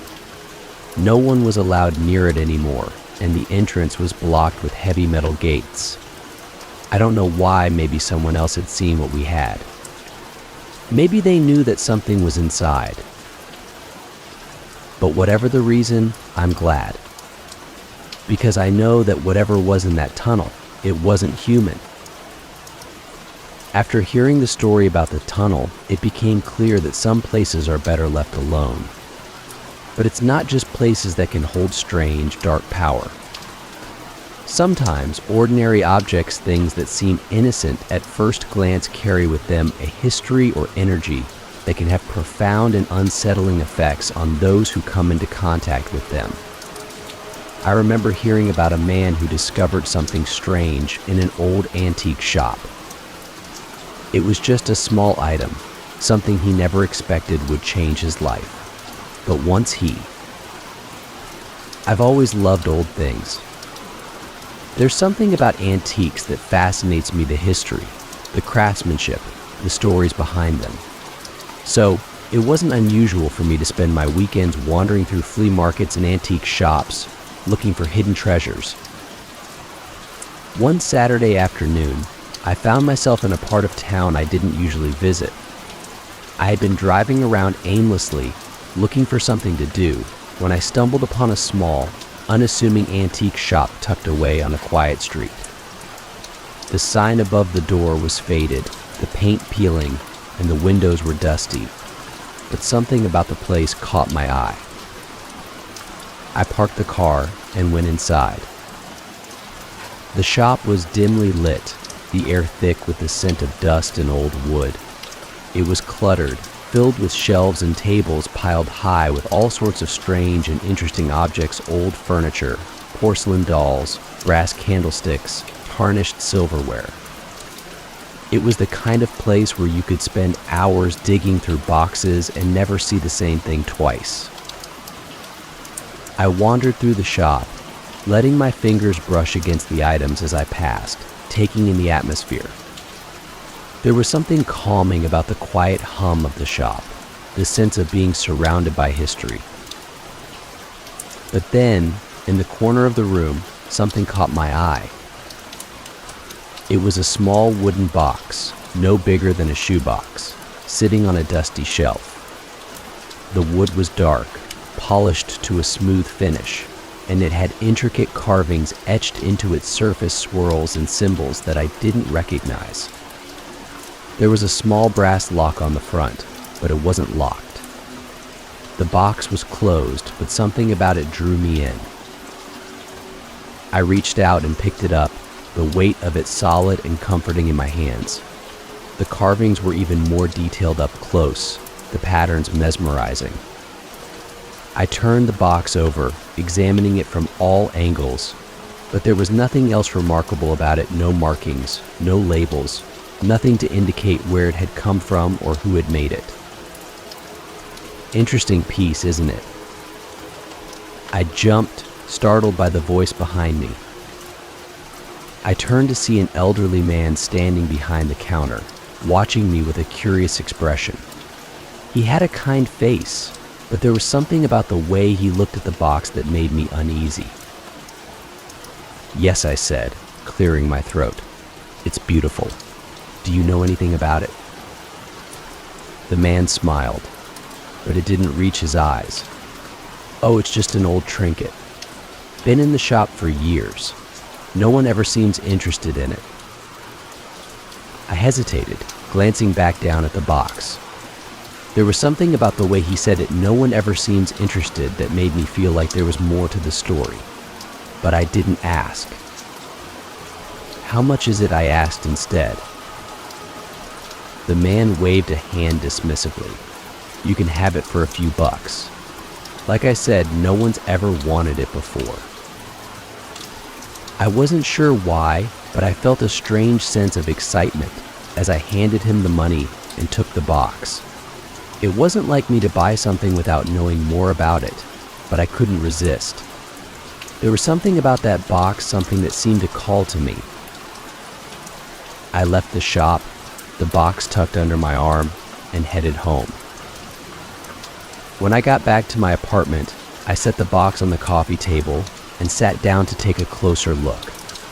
I ran my fingers over the carvings again, tracing the patterns, feeling the cool, smooth surface of the wood. It was beautiful, no doubt about it, but there was something about it that felt strange. I couldn't put my finger on it, but the longer I stared at the box, the more unsettled I felt. Finally, I decided to open it. The lid creaked as I lifted it, revealing the inside of the box. It was empty, completely empty.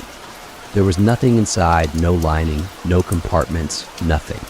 Just the bare, polished wood. I frowned, a little disappointed. I had been expecting to find something inside, a note, a key, some kind of clue about its history. But there was nothing. Still, I couldn't shake the feeling that there was more to the box than met the eye. I set it aside, telling myself that I was overthinking it. It was just a box, after all. But as the days went by, I found myself thinking about it more and more. Every time I walked past the coffee table, my eyes were drawn to it, the intricate carvings seeming to shift and change in the light. And then the dream started. At first, they were vague, fleeting images of the box, its lid slowly creaking open in the darkness. I would wake up in a cold sweat, my heart pounding, unsure of what had just happened. But as the nights went on, the dreams became more vivid, more intense. I dreamed of the box sitting on my coffee table, but it wasn't empty anymore. In the dream, the box was filled with something dark and pulsating, like a living, breathing entity. I would watch as the lid slowly lifted, revealing whatever was inside, and then I would wake up just as it started to emerge. The dreams left me feeling drained, exhausted. No matter how much I slept, I couldn't shake the sense of unease that clung to me during the day. I started avoiding the living room, not wanting to be near the box. But even from the other side of the apartment, I could feel its presence, like a weight pressing down on me. One night, after yet another sleepless night filled with nightmares, I decided I had had enough. I couldn't explain it, but I knew the box was the cause of my unease. I had to get rid of it. I grabbed the box, shoved it into a bag, and drove to the edge of town, where there was a small wooded area. I didn't care about the money I had spent on it, I just wanted it gone. I parked the car and walked into the woods, the box heavy in my hands. The air was cold, and the trees seemed to close in around me as I made my way deeper into the forest. Finally, I found a spot that felt right far enough away from the road that no one would stumble upon it. I dug a shallow hole in the dirt, placed the box inside, and covered it with soil and leaves. As I stood there, looking down at the spot where I had buried the box, I felt a strange sense of relief, like a weight had been lifted from my shoulders. I turned and walked back to the car, leaving the box behind. That night, for the first time in weeks, I slept soundly. The dreams were gone, and when I woke up the next morning, I felt like myself again. I didn't think about the box, didn't wonder what had happened to it. It was out of my life, and that was all that mattered. But a few days later, something strange happened. I was sitting in my living room, reading a book, when I heard a soft creaking sound. I froze, my heart pounding in my chest. The sound was faint, but unmistakable, the sound of a wooden lid slowly opening. I looked up, my eyes scanning the room, but there was nothing there. The coffee table was empty, the box long gone. And yet, I could still hear the creaking, as if it was coming from just behind me. I turned around slowly, my breath catching in my throat. There, sitting on the floor in the corner of the room, was the box. It was covered in dirt and leaves, the carvings dark and weathered, but it was unmistakably the same box I had buried in the woods. I stared at it, my mind racing. How had it gotten here? I had buried it, left it miles away from my apartment. There was no way it could have come back on its own. And yet, there it was. I stood up, my legs shaking, and backed away from the box. My heart was pounding, my breath coming in short, ragged gasps. I didn't understand what was happening, but I knew one thing for sure: I had to get rid of it. This time, I wasn't going to take any chances.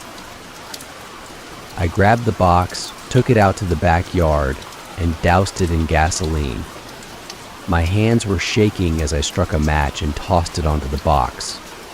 The flames roared to life, engulfing the wood in seconds. I stood there, watching as the fire consumed the box, the carvings blackening and curling in the heat. The air was thick with the smell of burning wood, but I didn't look away. I needed to see it destroyed. After what felt like hours, the fire finally died down, leaving behind nothing but a pile of ashes and charred wood. I sighed, relief flooding through me. It was over. The box was gone, destroyed for good. But later that night, as I lay in bed, I heard it again. The soft creak of a wooden lid opening. I shot up, my heart pounding in my chest, and there, sitting at the foot of my bed, was the box. The story of the antique box made me realize how much power certain objects can hold over us, even when we don't fully understand why. It's unsettling to think that something so seemingly innocent could carry with it such a heavy burden, and it made me question how many other things in our lives might have hidden depths, strange histories, or dark energies that we can't see at first glance. But it's not just the power of objects that fascinates me. There's another story I remember hearing, one about a man who stumbled upon something even stranger, an object that seemed to possess a life of its own. What he found changed his entire understanding of reality, leaving him questioning not only the object but the very world around him. I never believed in the supernatural. Ghosts, spirits, cursed objects, they were all just stories to me. Things people told to scare each other, especially around a campfire or during Halloween. I've always been a practical man, grounded in the tangible, the explainable. That's why, when I first saw the mirror, I didn't think twice about buying it. It was a rainy Saturday afternoon, and I had been driving through town, running errands. I wasn't planning on going anywhere in particular, just passing the time. That's when I saw the little antique shop on the corner of Main Street. The sign was old and faded, barely legible through the rain, but I had passed by it hundreds of times before without ever going inside. Something about that day, though, made me stop. Maybe it was the rain or just boredom, but I decided to check it out. The shop was small, cramped with old furniture, paintings, trinkets, and oddities. The air smelled like dust and age, the kind of smell that instantly tells you everything in there had a history. I wasn't looking for anything in particular, just browsing, letting my eyes wander over the various items stacked haphazardly on shelves and tables.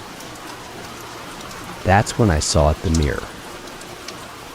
It was an ornate, full-length mirror with a frame made of dark, heavy wood carved with intricate designs. The carvings looked old, almost medieval, with swirling patterns and faces hidden within the woodwork, their expressions frozen in time. The glass itself was slightly fogged, like it hadn't been cleaned in years, but there was something about it that caught my attention. It felt different, unique. I moved closer, running my fingers along the edge of the frame. The wood was cool to the touch, smoother than I expected, and the carvings seemed to shimmer slightly in the dim light of the shop. I stared into the glass, but my reflection looked strange distant, almost as if it were watching me rather than simply reflecting me. "How much for the mirror?" I asked, turning to the shopkeeper behind the counter. The old man glanced up from his newspaper, his eyes narrowing as he looked at the mirror. He hesitated for a moment before answering. "Not for sale," he said, his voice gruff. I frowned. "But it's here, in the shop. Everything's for sale, right?" The old man shook his head, his expression unreadable. "That mirror, it's not for you." I didn't know what to say. His response was strange, unsettling, but it only made me want the mirror more. There was something about it, something that called to me, that made me feel like I had to have it. "I'll pay whatever you're asking," I said, pulling out my wallet. "Just name your price." The shopkeeper sighed, setting down his newspaper. He looked at me for a long moment, as if weighing a decision, then finally nodded. "All right," he said, his voice low. "But don't say I didn't warn you." I handed over the money, and with the help of the shopkeeper, I loaded the mirror into my car. It was heavier than it looked, the weight of the wood and glass making it difficult to carry, but I managed to get it home without too much trouble. Once I had the mirror inside, I set it up in the corner of my bedroom. It looked out of place among the more modern furniture, but I didn't care. There was something about the mirror that I liked, something that felt right. I spent a few minutes adjusting it, cleaning the glass as best as I could, and then stood back to admire my purchase. That's when things started to feel off. At first, it was subtle. Every time I glanced at the mirror, I got the strange feeling that my reflection was moving just a fraction slower than I was, as if it were lagging behind by a split second. It was barely noticeable, just enough to make me do a double take. I told myself it was just my imagination, that the foggy glass was creating an illusion. But the more I looked into the mirror, the more certain I became that something wasn't right. A few days later, I started noticing other things. At night, when I turned off the lights to go to bed, I could swear I saw movement in the mirror, like a shadow shifting behind the glass. It was always quick, barely a flicker of motion, but it was enough to make my heart race. I'd turn the lights back on, expecting to see something, anything in the reflection, but the mirror would just stare back at me, blank and empty. One night, I woke up in the middle of the night, feeling a strange sensation. My bedroom was dark, but I could see the outline of the mirror in the corner, faintly illuminated by the moonlight filtering through the window. I stared at it for a long moment, my eyes heavy with sleep, when suddenly I saw my reflection, standing there in the glass, but not moving. I froze, my heart pounding in my chest. I was lying in bed, motionless, with the reflection. It was standing up. It was watching me. I blinked, trying to shake off the haze of sleep, but the reflection didn't change. It stood there, in the mirror, its eyes locked on mine. I turned on the lamp beside my bed, my hands trembling, and looked back at the mirror. The reflection was gone. It was just me, lying in bed, my eyes wide with fear. I didn't sleep for the rest of the night. The next morning, I tried to convince myself that it had just been a dream. I had woken up in the middle of the night, half asleep, and my mind had played tricks on me. That was all. But deep down, I knew something was wrong with the mirror. I decided to move it out of the bedroom. I couldn't bring myself to get rid of it completely. There was still something about it that fascinated me, even as it terrified me, but I didn't want it near me while I slept.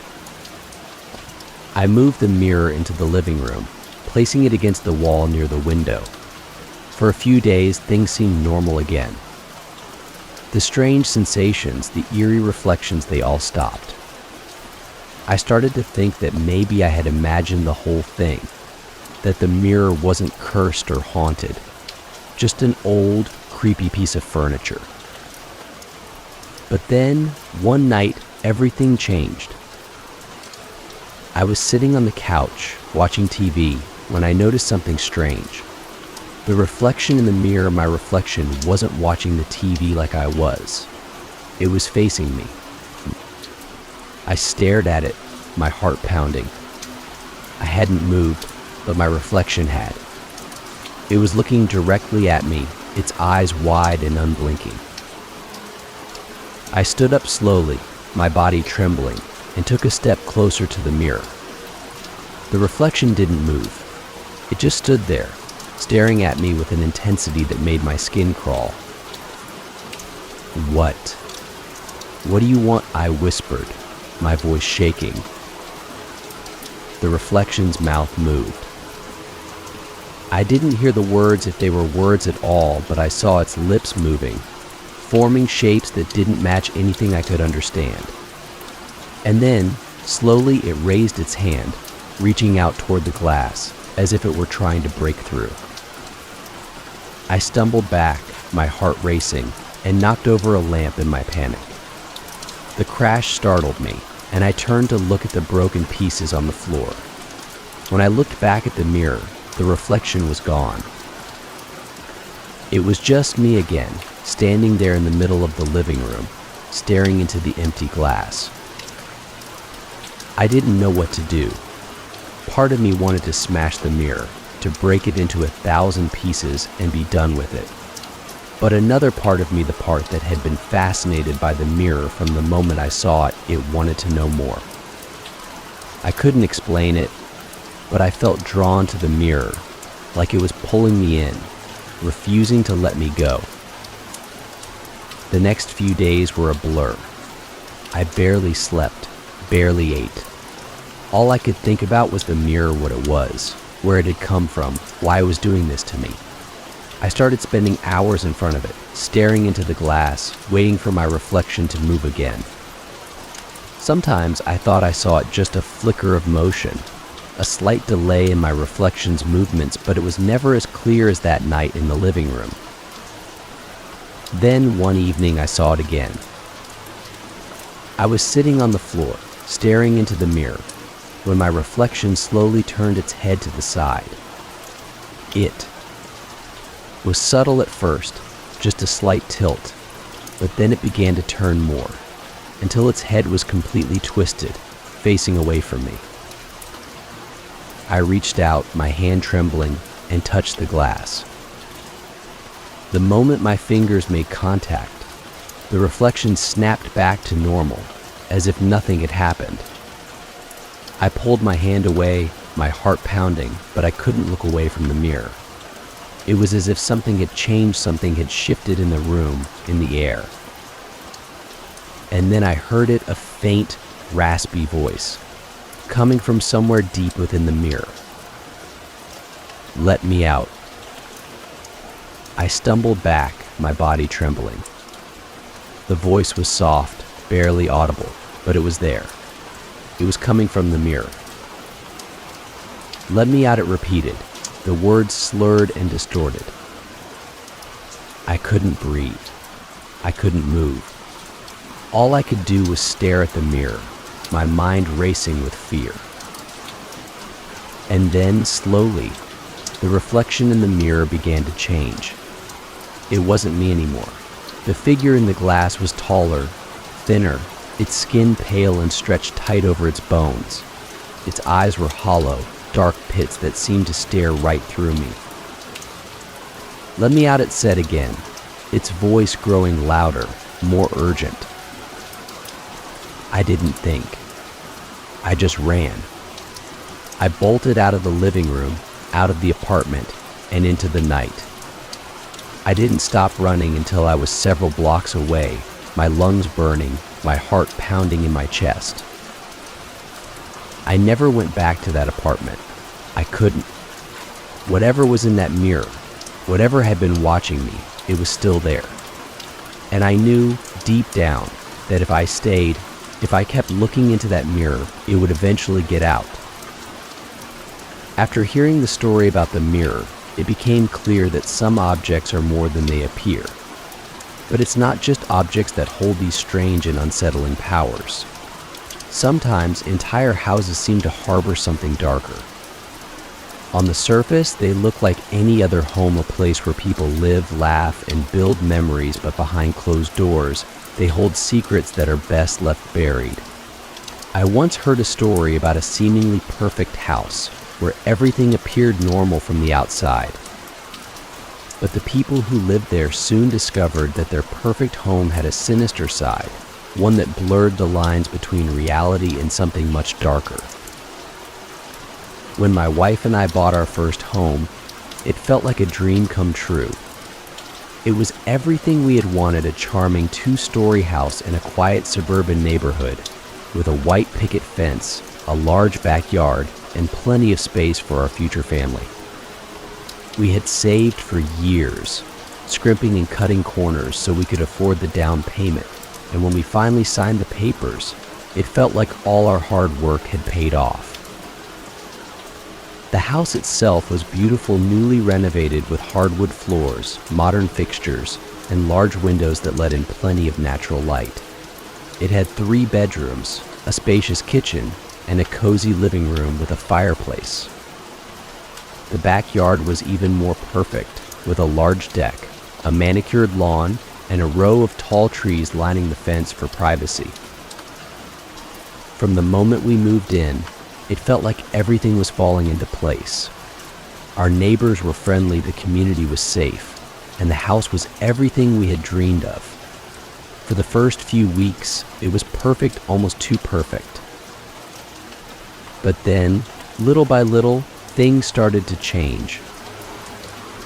At first, it was just small things we could easily brush off as the quirks of an old house. The floors creaked at odd times. The doors sometimes stuck for no apparent reason, and the air felt a little colder than it should have, even in the middle of summer. We laughed it off, joking that the house was settling in just like we were. But then the dream started. I began having strange, vivid dreams almost every night. In the dreams, I was always in the house, but it wasn't the same. The rooms were darker, the walls seemed to close in around me, and there was always a sense of something lurking just out of sight, watching me. I would wander through the halls, calling out for my wife, but she was never there. The house felt alive, like it was breathing, waiting for something. When I would wake up, the feeling of unease lingered. The house, once warm and welcoming, now felt cold and unfamiliar. I didn't mention the dreams to my wife at first, thinking it was just stress from the move. But one night, as we were sitting on the couch, she turned to me, her face pale and her eyes wide. "Have you been having weird dreams?" she asked, her voice barely above a whisper. My heart skipped a beat. I hadn't told her about my dreams, but the fact that she was asking meant she had been having them too. I nodded. "Yeah, almost every night." "Why?" She looked down at her hands, her fingers twisting nervously in her lap. "I've been having them too. They're bad. I keep dreaming that I'm lost in the house, and no matter where I go, I can't find you. The rooms keep changing, like the house is trying to trap me." A chill ran down my spine. Her dreams were almost identical to mine. We tried to brush it off, telling ourselves it was just a coincidence. Moving into a new house was stressful, and maybe our minds were just processing the change. But the dreams didn't stop. In fact, they only got worse. One night I woke up in a cold sweat, my heart pounding in my chest. I had dreamed that I was in the basement, a place I rarely went. In the dream, I was standing at the bottom of the stairs, staring at a door that I hadn't noticed before. The door was old, with peeling paint and rusted hinges, and it was slightly ajar. I could hear something behind it, something faint, like whispering, but I couldn't make out the words. In the dream, I had started to move toward the door, my hand reaching out to push it open. But just as my fingers touched the wood, I woke up. The dream had felt so real, so vivid, that when I sat up in bed, I could still hear the faint whispering in my ears. I glanced over at my wife, but she was still asleep, her face peaceful, unaware of the terror that had gripped me. I didn't go back to sleep that night. The next morning, I couldn't shake the feeling of unease. The dream had felt too real, too specific, and I couldn't stop thinking about the door in the basement. I had never seen a door like that down there before, but the image was burned into my mind. That evening, after dinner, I decided to check the basement. I told myself it was just to ease my mind, to prove to myself that the door didn't exist. But as I made my way down the stairs, a knot of fear tightened in my chest. The basement was cold, the air damp and heavy. The single light bulb hanging from the ceiling flickered slightly as I reached the bottom of the stairs. I shone my flashlight around the room, scanning the walls, looking for any sign of the door from my dream. But there was nothing. Just the bare, concrete walls and the shelves of old tools and boxes that had been left by the previous owners. I sighed in relief, shaking my head at my own paranoia. Of course there was no door. It was just a dream, nothing more. But as I turned to go back upstairs, I heard a soft, faint sound like the creak of a door. I froze, my heart racing. The sound had come from behind me, from the far corner of the basement where the shadows were deepest. Slowly, I turned, my flashlight cutting through the darkness, and there, in the corner, was the door. It was exactly as I had seen it in my dream, old, peeling paint, rusted hinges, and slightly ajar. My hands were shaking as I moved closer, my flashlight trained on the door. I could hear the faint whispering again, just like in the dream, but this time it was clearer, louder. The words were indistinct, like a dozen voices speaking all at once, but I couldn't make out what they were saying. I reached out, my fingers trembling, and pushed the door open. The whispering stopped. Behind the door was a small, dark room, barely big enough to stand in, The walls were bare, the floor covered in dust. But there was something in the center of the room. It was a box. A small wooden box, just like the one I had seen in the dream.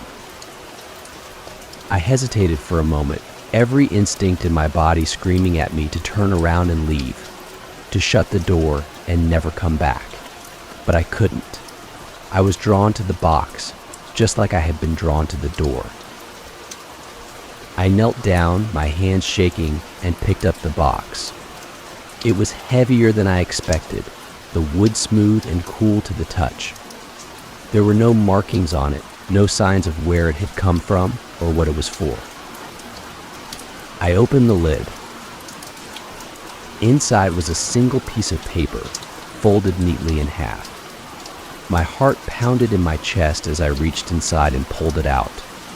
The paper was yellowed with age, the edges brittle, but the handwriting was clear, neat, precise. It was a list. A list of names. And at the bottom of the list was a date. The date was today. I dropped the paper, my hands trembling, and stumbled back. My mind was racing, trying to make sense of what I had just seen. Who were the people on the list? Why was the date marked today? What did it mean? I didn't have time to figure it out, because just as I turned to leave the room, the whispering started again, louder this time, more urgent. I ran. I bolted up the stairs, my heart pounding, my breath coming in short, ragged gasps. I didn't stop until I reached the living room, where my wife was sitting on the couch, completely unaware of what had just happened. I didn't tell her about the door, or the box, or the list. I didn't know how to explain it, didn't know what to say. All I knew was that something was very, very wrong with this house. That night, the dreams were worse than ever. I dreamed of the basement again, of the door, of the box. But this time I wasn't alone. There were figures in the shadows, watching me, their faces twisted and distorted, whispering my name over and over again. I woke up drenched in sweat, my heart pounding. I couldn't take it anymore. I had to get out of the house. The next morning, I packed a bag and told my wife we needed to leave. I didn't explain why, just said that something wasn't right and we had to go. She didn't argue, didn't question me. I think she could sense it too, the wrongness of the house. We left that day and never went back. We sold the house as quickly as we could to a young couple who seemed thrilled to be buying their first home. I never told them about the dreams, or the door, or the box. I couldn't. I still think about that house sometimes, about the strange things that happened there. I don't know what it was, don't know if it was the house itself or something inside it. But I do know one thing, whatever it wasn't finished with me. The story of that house made me realize just how much history and mystery can be buried within the places we live. But it's not just individual homes that carry secrets sometimes. Entire towns are built on strange and unsettling foundations.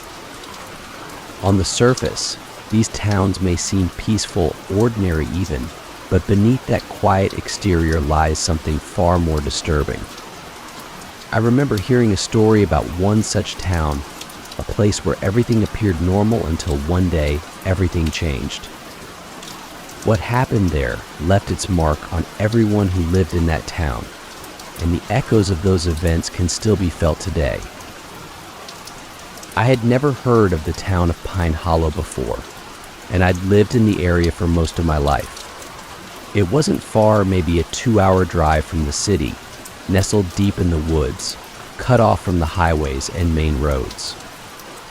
From what I could gather, it was the kind of place that time had forgotten, a small, isolated community where everyone knew each other and life moved at a slower pace.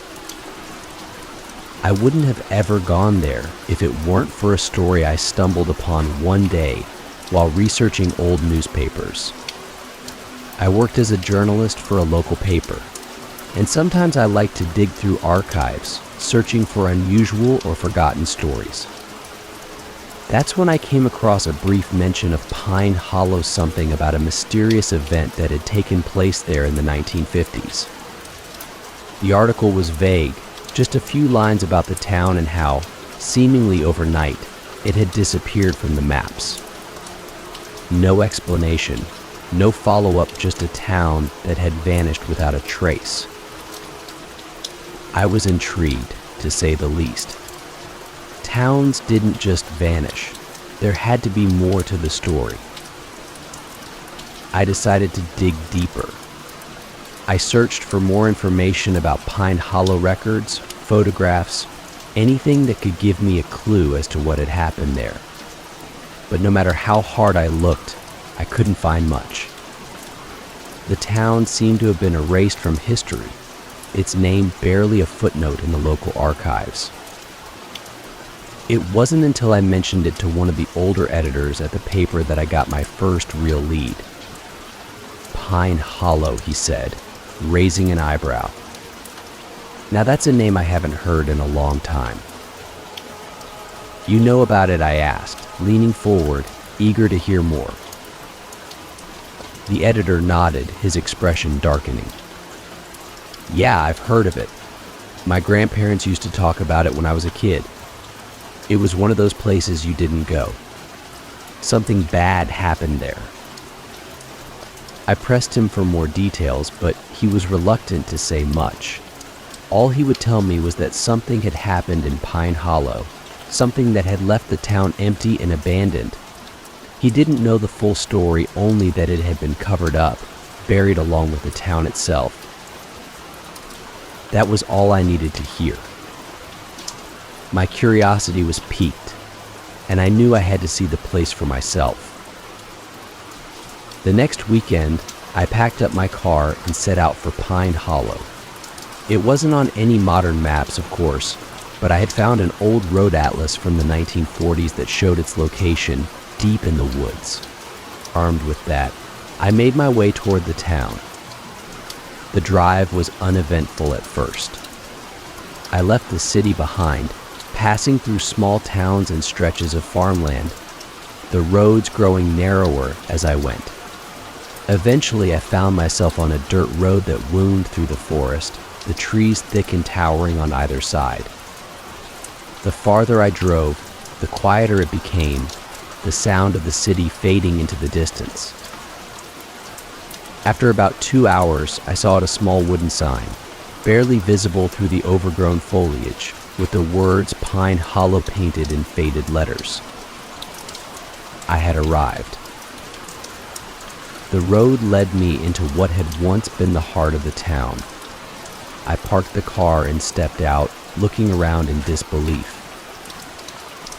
The town was still there, or at least what was left of it. It was like stepping back in time. The buildings were old and weathered, their paint peeling, their windows broken. Most of them looked like they hadn't been touched in decades. The streets were overgrown with weeds, and the air was thick with the scent of damp earth and decay.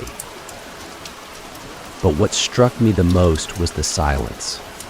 There was no sound, no birds, no insects, nothing. It was as if the town had been frozen in time, trapped in some kind of eerie, unnatural stillness. I walked through the town, my footsteps echoing unnaturally loud in the empty streets. There were no people, no signs of life, just empty houses and shops, their doors hanging open, their interiors long since ravaged by time and the elements. As I explored, I couldn't shake the feeling that I was being watched.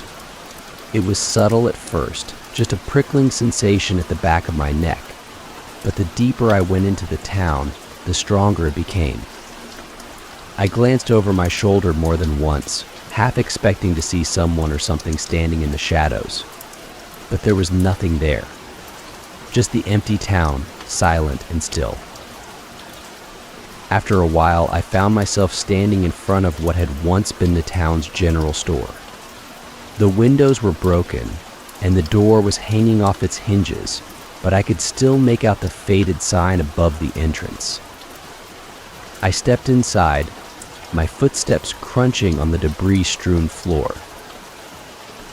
The inside of the store was much like the rest of the town, empty, abandoned, with shelves that had long since been picked clean. But there was something about this place that felt different, like it had been left in a hurry. There were items scattered on the floor, cans, jars, bits of paper like whoever had been here had left without warning. I wandered through the aisles, my eyes scanning the shelves, when I saw it. A newspaper lying on the floor, half covered by dust and dirt. I bent down and picked it up, brushing off the grime. It was old, yellowed with age, but the date at the top caught my eye. July 17th, 1955. That was the same date that had been mentioned in the article I had found, the date when Pine Hollow had supposedly disappeared. I unfolded the newspaper carefully, my hands trembling. The front page was a report about the town, a brief article about a strange event that had occurred in Pine Hollow, though the details were vague. The article mentioned something about the townspeople reporting strange lights in the sky, followed by a mass disappearance. I felt a chill run down my spine as I read the words. Mass disappearance. What had happened to these people? As I continued to read, I noticed something strange about the paper. The words seemed to blur and shift, almost as if the ink was moving. I blinked and shook my head, trying to clear my vision, but the effect only got worse. I dropped the paper, my heart racing. Something was wrong, very wrong. I turned to leave the store, but as I reached the door, I heard it a soft whisper, faint but unmistakable. I froze, my blood running cold. The whisper came again, louder this time, but I couldn't make out the words. It seemed to be coming from somewhere deep within the store, like a voice carried on the wind. I took a step back, my heart pounding. The feeling of being watched was overwhelming now, suffocating. I had to get out of there. I bolted out of the store, my feet slipping on the dirt and gravel as I ran. I didn't stop until I reached my car, my breath coming in short, ragged gasps. I glanced around, half expecting to see someone or something following me, but there was nothing. Just the empty, silent town. I got into the car and started the engine, my hands trembling. I didn't care about the story anymore. I didn't care about finding answers. All I wanted was to get as far away from Pine Hollow as possible. As I drove away, the sun was beginning to set, casting long shadows across the road. The trees loomed over me, their branches twisting like skeletal fingers. I glanced in the rearview mirror, and for a moment, I thought I saw someone standing in the middle of the road behind me, watching as I drove away. But when I looked again, there was nothing there. I didn't stop until I was back on the main road, the town of Pine Hollow far behind me. I didn't tell anyone what I had seen, didn't mention the strange feelings, the whispers, the newspaper. I just wanted to forget about it. But no matter how hard I tried, I couldn't shake the feeling that something had followed me home. For weeks after my visit to Pine Hollow, I couldn't sleep. I kept hearing the whispering, soft at first but growing louder each night. I checked the doors and windows, convinced that someone or something was outside, watching me. One night, I woke up to find my bedroom window open, even though I knew I had locked it. The cool night air drifted into the room, carrying with it that same faint whisper. I don't know what happened in Pine Hollow, and I don't want to know. Whatever it was Whatever caused that town to vanish from the maps, it's something far beyond my understanding. But one thing is certain, Pine. Hollow didn't just disappear. It's still there, hidden deep in the woods, waiting for someone else to come looking for it. The story about Pine Hollow reminded me that some places and sometimes even people are better left forgotten. There are mysteries that can't be explained, and maybe it's better that way. But not all strange and unsettling things happen in abandoned towns or desolate places. Sometimes they happen right under our noses, in the places we think are the safest, our neighborhoods. I remember hearing a story about a man who moved into a quiet, suburban community. At first, he seemed like an ordinary guy, but soon, his neighbors began to notice things that didn't quite add up. What they discovered about him left the entire community in shock, and it made them question how well they really knew the people living next door. It was the summer of 2017 when Daniel moved into the house at the end of Maple Street. Our neighborhood was the kind of place where everyone knew each other, where kids rode their bikes in the streets, and where neighbors chatted over fences or during barbecues. Nothing ever really happened in Maplewood, no big scandals, no crime. It was a peaceful, quiet suburb, just the way we liked it. Daniel fit right in, or so we thought. He moved into the small, single-story house that had been vacant for nearly a year. It wasn't the nicest house on the block. It needed a fresh coat of paint, and the lawn had been overgrown for months, but Daniel didn't seem to mind. He was quiet, kept to himself, and didn't make much of a fuss. He worked from home, as far as we could tell, because we rarely saw him leave the house during the day. Sometimes we'd see him in the mornings, jogging around the neighborhood, or mowing his lawn on the weekends. But for the most part, Daniel stayed out of sight. At first, no one thought anything of it. He was just a private guy, and that wasn't unusual. People have their own lives, and not everyone in the neighborhood was outgoing. Besides, Daniel always smiled and waved when he saw us, and he seemed friendly enough. He even joined a few of the neighborhood barbecues, though he didn't talk much. He'd show up with a pack of beer, stand on the sidelines, and leave early, always polite but never lingering. But as the months went by, people started to notice little things about Daniel that didn't quite make sense.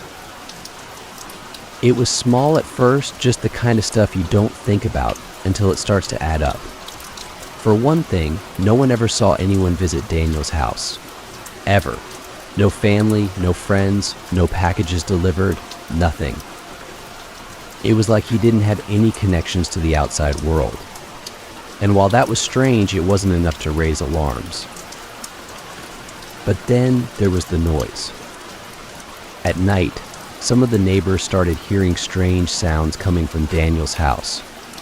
It wasn't loud, just faint, rhythmic thumping, like someone was dragging something heavy across the floor. It usually happened late at night, after midnight, and it would go on for hours. A few of us joked that maybe Daniel was a night owl who liked to rearrange furniture in the middle of the night. But the sounds kept happening, and soon, people began to wonder what he was doing in there. It was Mrs. Henderson, who lived next door to Daniel, who was the first to bring it up.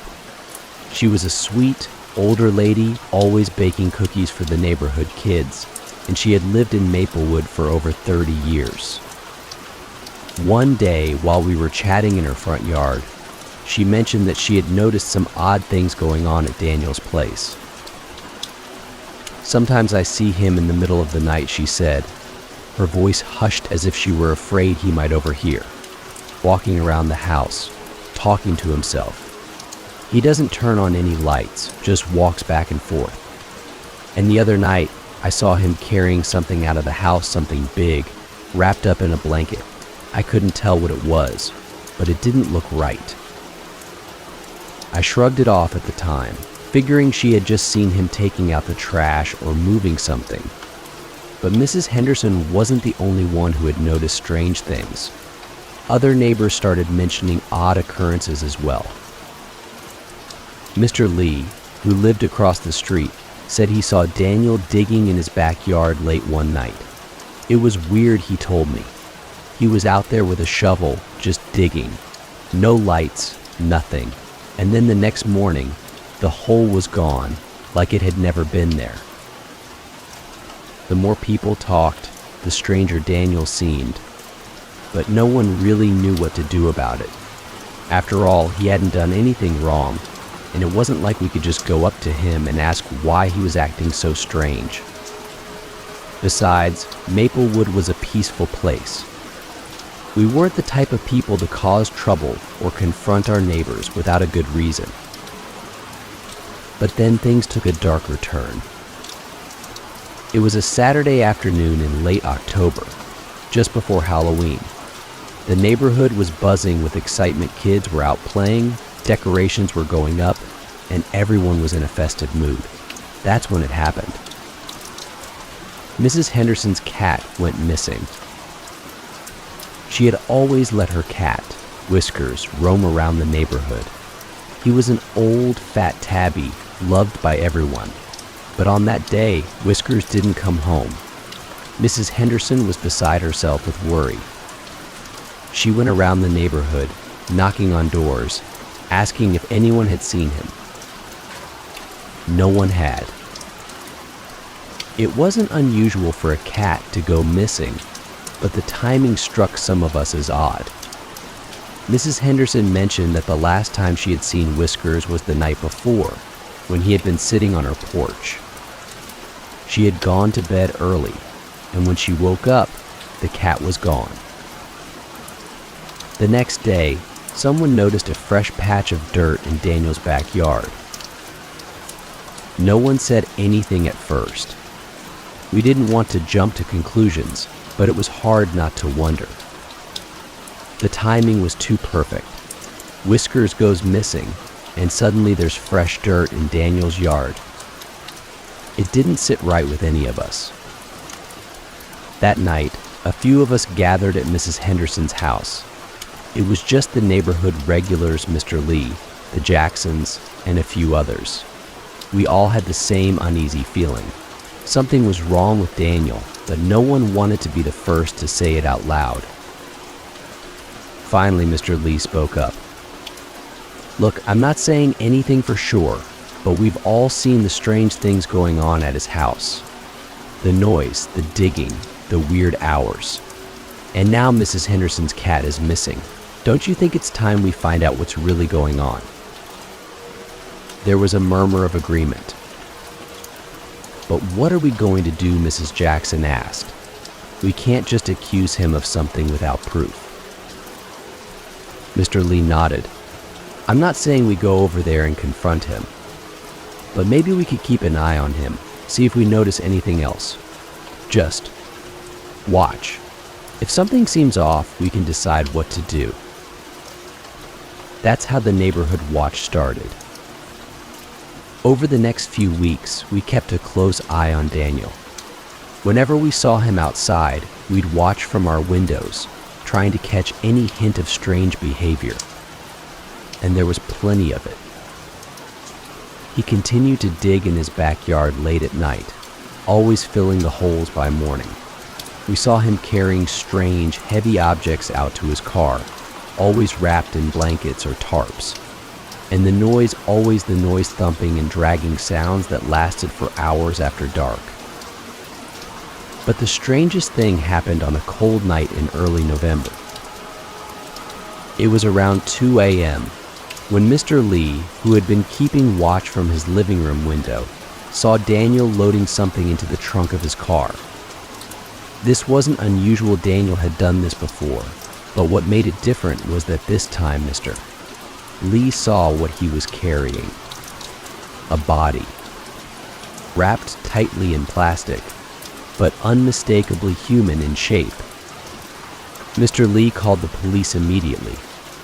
By the time they arrived, Daniel was already gone, his car speeding down the road and disappearing into the night. The officers searched the house and the yard, and what they found shocked all of us. The fresh dirt in the backyard. It wasn't just dirt. They found the remains of several animals buried there: cats, dogs, even a few raccoons. And inside the house, in the basement, they discovered something even worse. A collection. Jars and boxes filled with bones, animal remains, and strange, ritualistic objects. There were books on dark magic, symbols drawn on the walls, and a cold, musty air that felt like death itself. The police never found Daniel. He vanished that night, leaving behind nothing but his eerie, disturbing collection. No one knew where he had gone or what he had been planning to do with that body. The only thing that was clear was that Daniel had been living a double life, a life filled with dark, twisted secrets that none of us had seen coming. After Daniel disappeared, the neighborhood was never the same. Mrs. Henderson never found her cat, and people stopped letting their pets roam free. The strange noise and the late-night digging stopped, but the fear didn't go away. We all knew that, somewhere out there, Daniel was still lurking, still hiding his dark secrets. And to this day, we still wonder how well do we really know the people living next door. The story of Daniel and his hidden life made me think about how easily we can overlook the dark sides of people. We go about our lives, often unaware of the secrets being kept just beyond our sight. But it's not just people. Sometimes even a place that seems completely ordinary can hold something far more sinister beneath the surface. I once heard about a house that, on the outside, seemed like the perfect place to raise a family. But one night, the family living there experienced something that changed their lives forever. What they uncovered left them questioning everything they thought they knew about their home and themselves. It all started when the Jenkins family moved into their new home. It was the kind of house every young family dreams of: spacious, bright, with a large backyard perfect for the kids to play in. It sat at the end of a quiet cul-de-sac, surrounded by friendly neighbors and peaceful streets. The house itself was beautiful: 2 stories, large windows, a welcoming front porch, and enough space for the growing Jenkins family. Eric and Karen Jenkins were excited to start a new chapter of their lives there, especially for their 2 young children, Sarah and Ben. The move had been seamless. The house had been on the market for months, and when they toured it, it felt like fate. Karen loved the open floor plan and the way the kitchen opened onto the living room, making it easy to keep an eye on the kids. Eric appreciated the finished basement, which he envisioned turning into a home office and entertainment space. And Sarah and Ben immediately claimed the upstairs bedrooms, running up and down the hall, thrilled with their new home. But from the first night, Karen had an uneasy feeling she couldn't quite shake. It wasn't anything specific, at least not at first. Just a vague sense of discomfort, a feeling that the house was a little too quiet, a little too still. She brushed it off as nerves from the move. After all, moving into a new home is always stressful, and it can take time to adjust. But that feeling lingered, even as they settled in. It started with small things barely noticeable at first. Doors that seemed to close on their own, lights that flickered for no apparent reason, and strange creaks in the middle of the night. Karen told herself it was just an old house, that these kinds of things were normal. Houses settle, pipes make noise, and old wiring can cause lights to flicker. But deep down, she couldn't shake the feeling that something wasn't right. One night, as Karen was putting the kids to bed, Sarah mentioned something that sent a chill down her spine. Mommy, Sarah said, her voice sleepy as she lay under the covers.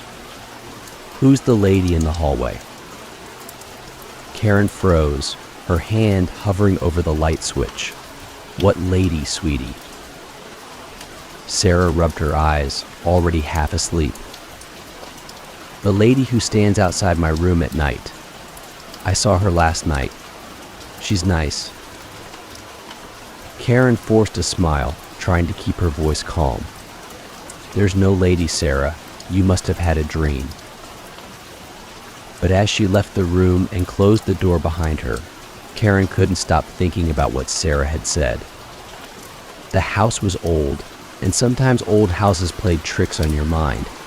But this wasn't the first time Sarah had mentioned seeing someone. A few days earlier, she had told Karen about a man in the basement, but Karen had dismissed it as childish imagination. That night, after putting the kids to bed, Karen sat on the couch with Eric, trying to relax. She wanted to tell him about what Sarah had said, but she didn't want to worry him. They had just moved in, and the last thing they needed was for Karen to start getting paranoid. As they watched TV, the lights in the living room flickered again just for a moment, but long enough for Karen to notice. She glanced at Eric, but he didn't seem to think anything of it. Probably just old wiring, he said casually, not taking his eyes off the TV. Karen nodded, though the unease in her stomach only grew.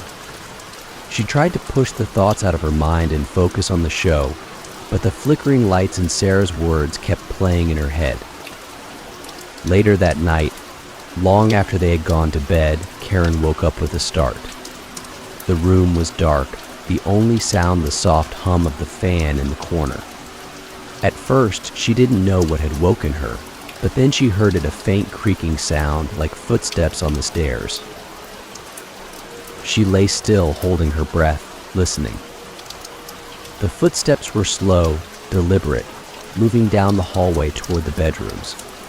Karen's heart raced as she glanced at Eric, who was still sound asleep beside her. For a moment, she thought it must be one of the kids. Maybe Sarah or Ben had gotten out of bed to use the bathroom or get a glass of water. But the footsteps didn't sound like a child's. They were too heavy, too slow. Karen sat up in bed, her pulse pounding in her ears. She listened as the footsteps stopped outside their bedroom door. The doorknob rattled slightly, as if someone or something was on the other side, hesitating before entering. She held her breath, waiting for the door to open, but it didn't. After a few tense moments, the footsteps retreated, moving back down the hallway. Karen's heart was racing as she climbed out of bed. She crept to the door, opening it just enough to peek into the hallway. It was empty. The next morning, Karen told Eric about the footsteps. It was probably just the house settling, he said, brushing it off. Old houses make noise at night. You know that. But Karen wasn't convinced. The footsteps had been too clear, too deliberate. And then there was what Sarah had said about the lady in the hallway. Something wasn't right, and Karen couldn't shake the feeling that they weren't alone in the house. Over the next few days, the strange occurrences became more frequent. The lights flickered constantly, doors slammed shut on their own, and Karen started hearing faint whispers in the middle of the night, whispers that seemed to come from the walls themselves. But the worst was yet to come. One night, Karen woke to the sound of Sarah screaming. She jumped out of bed, her heart pounding, and raced down the hall to Sarah's room. When she opened the door, she found Sarah sitting up in bed, her eyes wide with terror, clutching her stuffed rabbit. "She's here," Sarah cried, her voice shaking. "The lady is here." Karen's blood ran cold as she rushed to her daughter's side. She held Sarah close, trying to calm her down, but her hands were trembling. "There's no one here," sweetheart, Karen whispered, though she wasn't sure she believed her own words. "It's just a bad dream." But Sarah shook her head, tears streaming down her face. She was standing right there, Mommy. Right there by the window. She was looking at me. Karen glanced toward the window, but it was empty. The curtains fluttered slightly in the breeze, but there was no sign of anyone or anything in the room. Karen stayed with Sarah until she fell back asleep, but she didn't go back to bed. Instead, she sat in the living room, staring out the window, her mind racing. She couldn't explain what was happening, but she knew one thing: something was wrong with the house. The next morning, Karen finally convinced Eric to call a contractor to check the wiring and the foundation. Maybe there was a logical explanation for everything: the flickering lights, the strange noises, the slamming doors. But deep down, Karen knew that what was happening in their house went beyond faulty wiring or old pipes. The contractor came a few days later, but after a thorough inspection, he couldn't find anything wrong. The wiring was fine, the foundation was solid, and there were no signs of structural issues. As far as he could tell, the house was in perfect condition. But Karen knew better.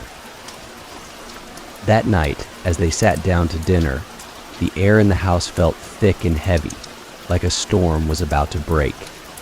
The kids were quiet, picking at their food, and even Eric seemed more subdued than usual. Suddenly, the lights flickered again, but this time they didn't come back on. The room was plunged into darkness, and for a moment, everything was still. Then, out of nowhere, the kitchen door slammed shut with a deafening bang. Karen jumped up from the table, her heart racing. Eric, what? But before she could finish, a loud creaking sound filled the room. It was the sound of footsteps, slow, deliberate footsteps coming down the hallway toward the kitchen. The kids screamed, and Karen grabbed them, pulling them close. Eric stood frozen, his eyes wide with disbelief. The footsteps grew louder, closer, until they stopped just outside the kitchen door. For a long moment, no one moved. The air was thick with tension, the silence broken only by the sound of Karen's ragged breathing. And then, slowly, the kitchen door creaked open. Standing in the doorway was a figure, a tall, shadowy figure with no discernible features.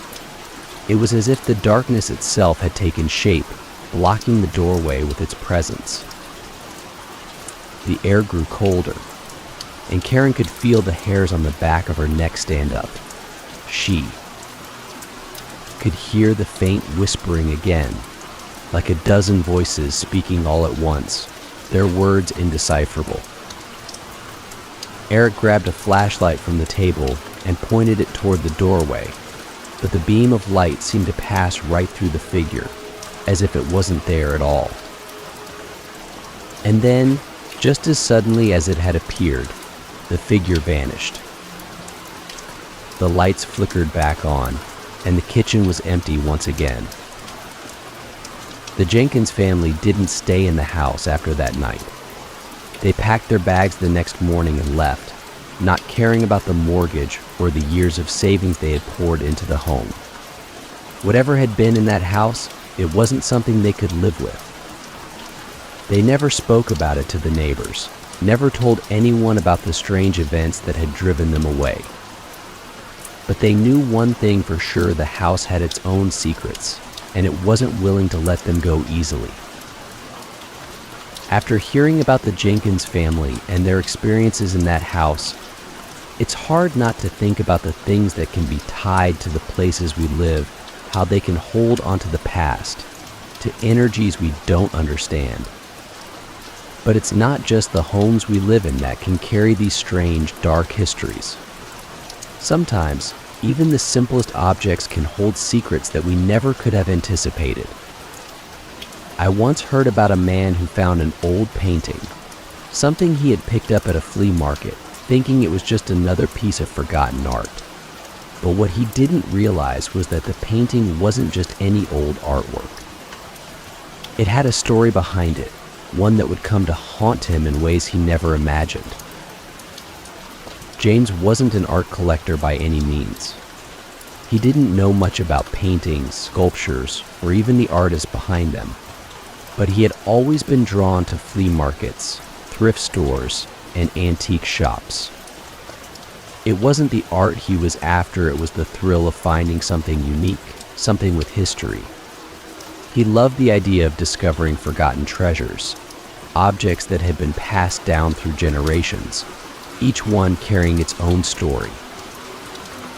So, when he stumbled upon the painting at a flea market one crisp autumn afternoon, he didn't think twice before buying it. The vendor was an elderly woman, her stall cluttered with old books, trinkets, and bits of furniture. The painting had been propped up against a stack of old chairs, its frame chipped and weathered, the canvas dusty and faded. At first glance, it didn't seem like anything special, just a portrait of a man, dressed in an old-fashioned suit, standing against a dark, nondescript background. His face was stern, his eyes cold and piercing, as if he was looking straight through you. James didn't know what it was about the painting that caught his attention. Maybe it was the way the man's eyes seemed to follow him, no matter where he stood. Or maybe it was the age of the painting itself, something about it felt old, much older than anything else at the flea market. "How much for the painting?" James asked, glancing at the vendor. The woman looked up from her chair, her eyes narrowing as she studied him. "That old thing," she said, her voice raspy. "It's been here for years. No one's ever wanted it." James felt a shiver run down his spine, but he brushed it off. "I'll take it," he said, reaching for his wallet. The woman hesitated for a moment, her gaze lingering on the painting before she finally nodded. $10, she said, waving her hand dismissively. "But be careful with it. It's different." James wasn't sure what she meant by that, but he didn't ask. He handed over the money, picked up the painting, and carried it back to his car. It wasn't until he got home that he really looked at the painting again. In the soft light of his living room, the details of the man's face seemed sharper, more defined. The coldness in his eyes was almost unsettling, as if the figure in the painting was silently judging him. James had planned to clean it up a bit, maybe even have it restored, but the more he stared at it, the more he found himself drawn in by its strange, eerie quality. He hung it in the hallway, just outside his bedroom, where he could see it whenever he walked by. That was when things started to change. At first, it was subtle small things that James barely noticed. The air in the hallway felt colder than the rest of the house, like a draft was slipping through the cracks, even though the windows were all sealed. Sometimes he'd walk past the painting and get the sense that the man's expression had shifted ever so slightly, his lips curling into a faint, almost imperceptible sneer. But it wasn't until the dream started that James realized something was truly wrong. The first dream came a few nights after he had hung the painting. In the dream, James was standing in his hallway, staring at the painting in the dim light. But the man in the painting wasn't still anymore. He was moving his head, slowly turning to look directly at James, his eyes cold and calculating. "You shouldn't have taken me," the man in the painting whispered, his voice soft but menacing. James woke up in a cold sweat, his heart pounding in his chest. It had just been a dream, he told himself, nothing more. But the unease lingered. He couldn't shake the feeling that the painting was watching him, that the man's eyes followed him wherever he went. The dreams continued, each one more vivid than the last. In one, the man stepped out of the painting entirely, his footsteps heavy and deliberate as he walked toward James, his hand outstretched, his eyes filled with rage. In another, James found himself trapped inside the painting, standing in the same dark, empty space, with the man looming over him, his cold breath chilling James's skin. Each time James woke up, he felt the same overwhelming sense of dread. The painting was no longer just an object, it felt alive, like it was feeding off his fear, growing stronger with each passing night. He considered taking it down, maybe even getting rid of it entirely. But every time he reached for the painting, something stopped him. It was as if the painting had a hold on him, something invisible but powerful, keeping him from letting it go. One night, after another restless evening of strange dreams and sleepless hours, James made up his mind. He couldn't take it anymore. He was going to get rid of the painting, once and for all. He grabbed a cloth and carefully took the painting off the wall. As he held it in his hands, the coldness of the canvas seemed to seep into his skin, chilling him to the bone. He carried it to the garage, planning to leave it there until he could decide what to do with it, whether to throw it away or donate it to a thrift store. But as soon as he set it down in the garage, the lights flickered. James froze, his breath catching in his throat. The lights above him buzzed, flickering once, twice, and then went out, plunging the room into darkness. For a moment, James stood still, his heart racing. He reached for his phone, using its light to illuminate the space around him. The garage was silent, but the painting seemed to loom larger in the dim glow of his phone, the man's face more menacing than ever. "You shouldn't have taken me," the voice whispered again, but this time it wasn't in his dreams. James spun around, his phone light sweeping across the room, but there was no one there. His breath came in short, panicked gasps as he backed away from the painting, the weight of the fear pressing down on him. Suddenly, there was a loud crash. James's phone slipped from his hands, the light going out as it hit the ground. He scrambled to pick it up, but the darkness felt oppressive, suffocating. And then, out of the corner of his eye, he saw it. The figure in the painting was moving. James's heart nearly stopped as he watched the man in the painting slowly step out of the canvas, his body shifting, his feet landing on the cold concrete floor of the garage. The man's face was twisted in anger, his eyes burning with fury as he took slow, deliberate steps toward James. "You shouldn't have taken me," the man said, his voice low and threatening. James backed away, his mind racing. This couldn't be real. It had to be a nightmare, some kind of twisted hallucination brought on by lack of sleep. But the cold air, the weight of the fear, it all felt too real. He turned and ran, stumbling through the darkness, his footsteps echoing in the garage. He didn't stop until he was back inside the house, slamming the door behind him. His heart was pounding in his chest, his hands shaking uncontrollably. The painting was still in the garage, but James couldn't bring himself to go back for it. He knew, deep down, that whatever was in that painting, whatever had been haunting him, wasn't done with him yet. Over the next few days, James tried to forget about the painting. He avoided the garage entirely, refusing to go near it. But the strange occurrences didn't stop. He heard whispers in the middle of the night, felt cold drafts that seemed to come from nowhere, and always had the sense that he was being watched, like the man in the painting was still there, lurking just beyond his sight.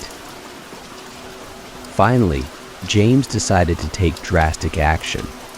He wasn't just going to throw the painting away, he was going to destroy it.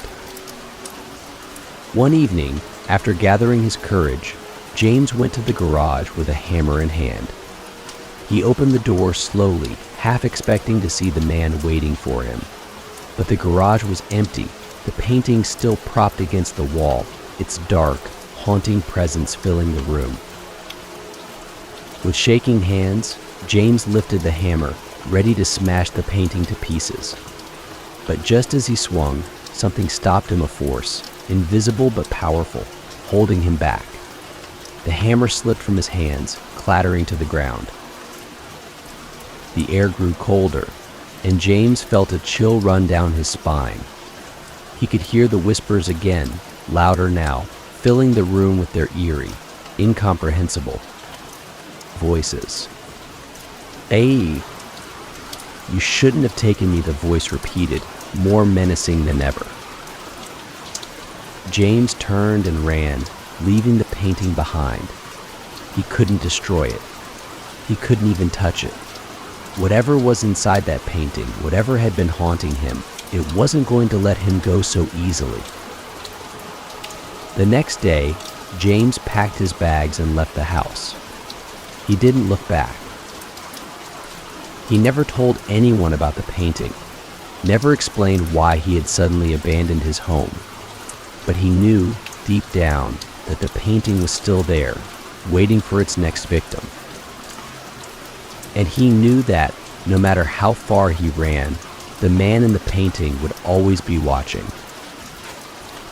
The story of the painting made me realize that sometimes, even the most innocent-looking objects can carry with them a dark energy or a hidden history we may never understand. But it's not just objects that can possess these strange qualities. Sometimes entire places, ordinary, everyday places, hold secrets that defy logic and reason. I once heard a story about a stretch of road where people claimed to experience something that couldn't be explained. It was just a simple road, one that anyone could drive on, but for those who encountered the strange phenomena, it left them questioning their own sanity and what they believed about the world around them. It wasn't marked on any maps. In fact, if you weren't looking for it, you'd never know it was there. It was just a stretch of road, tucked away off the main highway, winding through a dense patch of forest. Locals called it the Phantom Road, though no one could quite agree on why. Some said it was because the road seemed to appear and disappear at will, showing up only to those who truly needed to find it. Others claimed it was because of the strange things that happened there, things no one could explain. I first heard about the Phantom Road from a friend of mine, Paul. He was the kind of guy who was always looking for something different, something thrilling. He loved urban legends, ghost stories, anything that promised a good scare. So when he came to me one night, wide-eyed and excited, and told me about a road that supposedly didn't exist, I wasn't all that surprised. "You have to come with me," Paul had said, practically bouncing with excitement. "I heard about this road from a guy at work. He says weird things happen there, things that don't make sense. I need to see it for myself." I had laughed at first, thinking it was just another one of Paul's wild ideas. But the more he talked about it, the more intrigued I became. According to Paul's coworker, the Phantom Road was unlike anything he had ever seen. It didn't always appear in the same place, and those who drove down it often found themselves disoriented, lost, and sometimes even missing time. I wasn't usually one for chasing ghost stories, but something about the idea of a road that didn't follow the normal rules of reality intrigued me. So one Friday night, I agreed to go with Paul to find the Phantom Road. We set off just after dusk, driving along the highway that cut through the dense forest surrounding our town. Paul was in the driver's seat, his hands gripping the wheel tightly, while I sat beside him, keeping an eye out for anything unusual. The sky was dark, overcast, and the air felt heavy, as if a storm was brewing. According to Paul's coworker, the Phantom Road was somewhere along this stretch of highway, though its exact location wasn't clear. We drove for what felt like hours, scanning the sides of the road for any sign of the turnoff.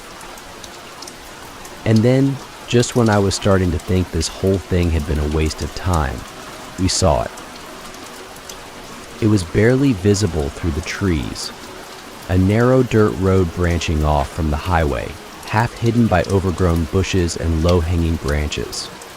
There were no signs, no markers, nothing to indicate that it was even a road at all. But Paul slammed on the brakes, his eyes wide with excitement. "That's it," he said, his voice barely a whisper. "That has to be it." We turned onto the dirt road, the tires crunching on the gravel as we made our way deeper into the forest. The road was narrow, winding, with thick trees pressing in on either side. It was eerie how quiet it was. There were no sounds of birds, no rustling leaves, just the hum of the car engine and the crunch of gravel beneath the tires. As we drove, I started to feel strange. It was subtle at first, a vague sense of disorientation, like I had lost track of time. I glanced at the clock on the dashboard, but the numbers didn't make sense. Had it really been 2 hours since we had left the highway? It felt like we had just turned onto the road a few minutes ago.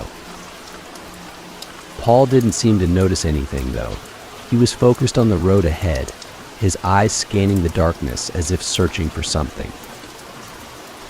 The deeper we went, the more unsettling the road became. The trees seemed to close in around us, their branches reaching out like skeletal arms, and the air grew colder, almost unnaturally so. A heavy fog began to roll in, swirling around the car, making it difficult to see more than a few feet in front of us. "I don't like this," I muttered, my voice barely audible over the sound of the engine. "Something feels off." Paul just grinned, his excitement undiminished. "This is what we came for, right? To see something weird." I wasn't so sure anymore. The road felt wrong, like we shouldn't be there, like we were trespassing on something we didn't understand. But we kept going, the fog growing thicker, the trees taller and more twisted. And then, out of nowhere, we hit something. It wasn't a large impact, just a soft thud, like we had run over something small. Paul slammed on the brakes, and the car came to a sudden stop, the fog swirling around us like a living thing. "What was that?" I asked, my heart racing. Paul shook his head, his hands still gripping the wheel. "I don't know. I didn't see anything." We sat there in silence for a moment, the headlights cutting through the fog, casting long, eerie shadows on the trees. There was no movement, no sound, just the stillness of the night. Finally, Paul opened the door and stepped out of the car. "What are you doing?" I hissed, my anxiety spiking. "I'm just going to check it out," he said, his voice calm but determined. "It's probably just an animal or something." I wanted to tell him to stay in the car, that we should turn around and leave, but the words caught in my throat. Something about the air, the fog, the way the road felt beneath us, it made it hard to think, hard to speak. Paul disappeared into the fog, his figure quickly swallowed by the thick mist. I strained my ears, trying to hear something, anything, but the silence was overwhelming. A few minutes passed, and then I heard it. Footsteps. They were slow, deliberate, coming from just beyond the edge of the fog. At first, I thought it was Paul, but something about the sound wasn't right.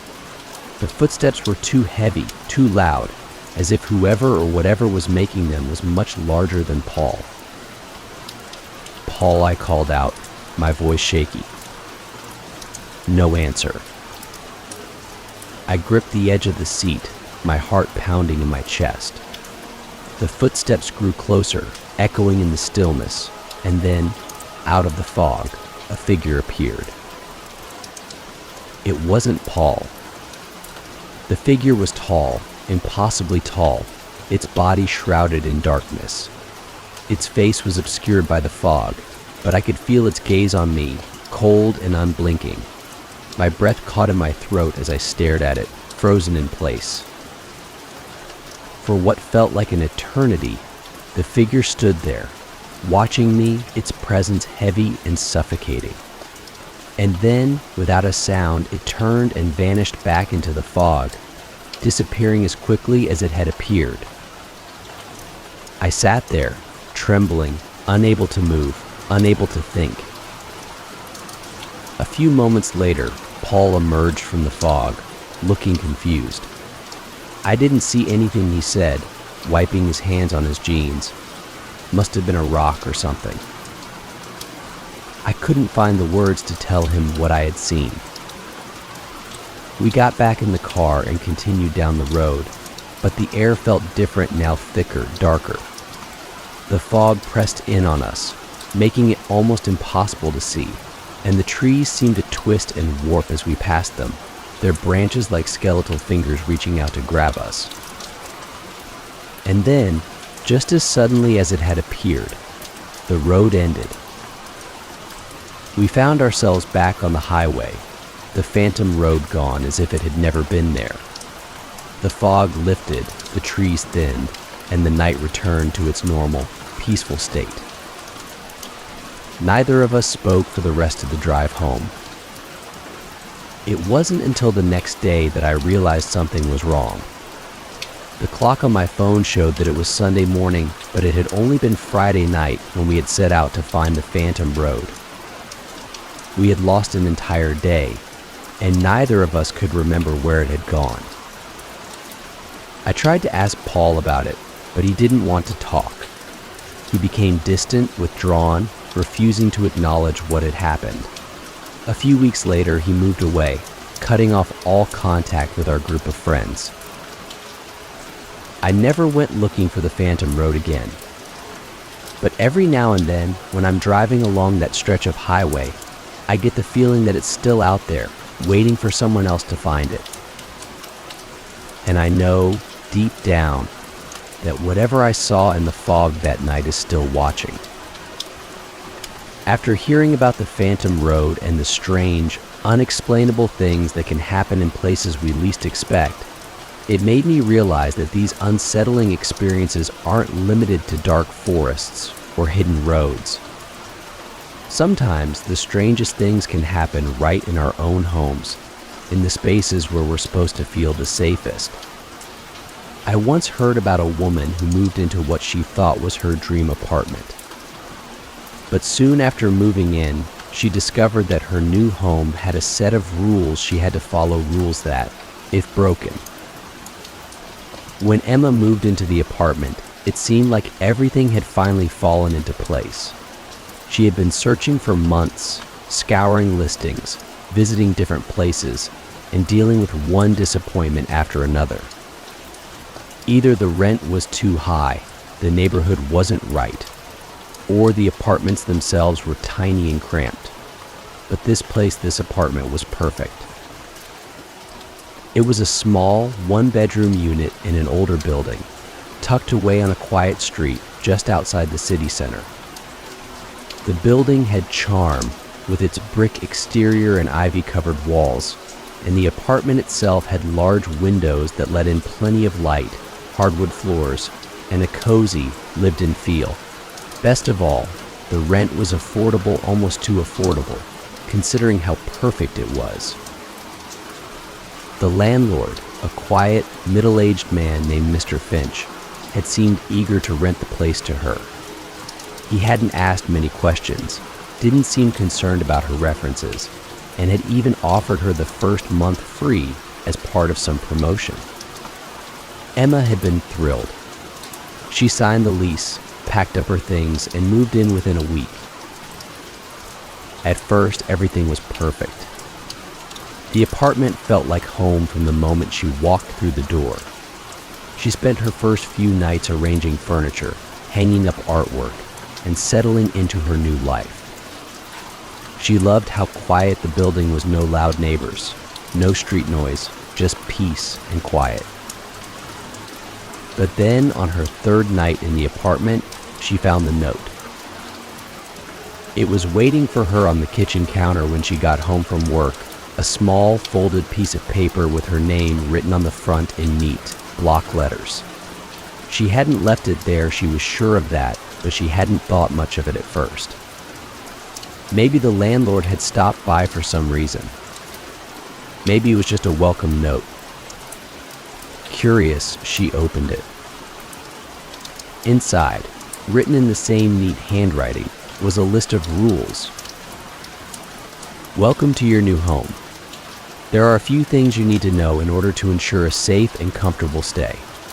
Please read and follow these rules carefully. 1. Never leave the windows open after dark. 2. Always lock the bathroom door when you're inside. 3. If you hear knocking at the front door between midnight and 3 a.m., do not open it. 4. Don't leave any mirrors uncovered at night. 5. If you hear footsteps above you, ignore them. No one lives upstairs. 6. Always be in bed by midnight. Do not get out of bed for any reason until after sunrise. 7. If you wake up in the middle of the night and hear whispering, cover your ears and do not listen. 8. You may occasionally see a woman standing in the hallway. Do not speak to her. Emma stared at the note, her heart racing. At first, she thought it had to be a joke. The building was old. Maybe the previous tenant had left it as some kind of weird prank. She laughed it off, telling herself that it was just someone's idea of a creepy joke. But the more she thought about it, the more uneasy she became. The rules were so specific, so strange, and yet something about them felt serious, as if they were more than just a prank. Emma glanced around the apartment, her eyes scanning the quiet, dimly lit rooms, and for the first time since moving in, she felt a chill run down her spine. That night, she couldn't shake the feeling that something wasn't right. The apartment felt different, darker, colder. She double-checked the windows, making sure they were all closed, and locked the bathroom door before taking a shower, even though it seemed ridiculous. She tried to convince herself that she was overreacting, that the note was just a silly joke. But when midnight came, she found herself lying in bed, wide awake, listening to every creak and groan of the old building. And that's when she heard it. A knock at the front door. It was faint at first, just a soft, rhythmic tapping. She sat up in bed, her heart racing, her breath catching in her throat. She glanced at the clock on the nightstand, 12:45 a.m. The knocking continued.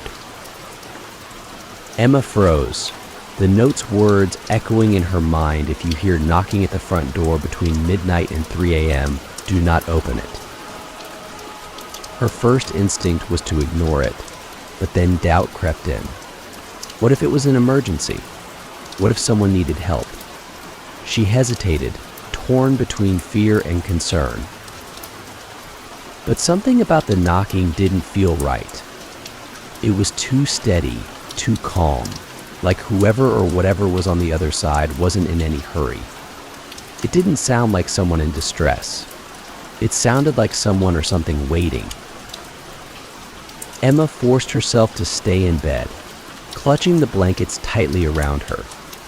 The knocking continued for what felt like hours, each tap echoing through the quiet apartment. She wanted to cover her ears, but she couldn't bring herself to move. All she could do was lie there, frozen, waiting for it to stop.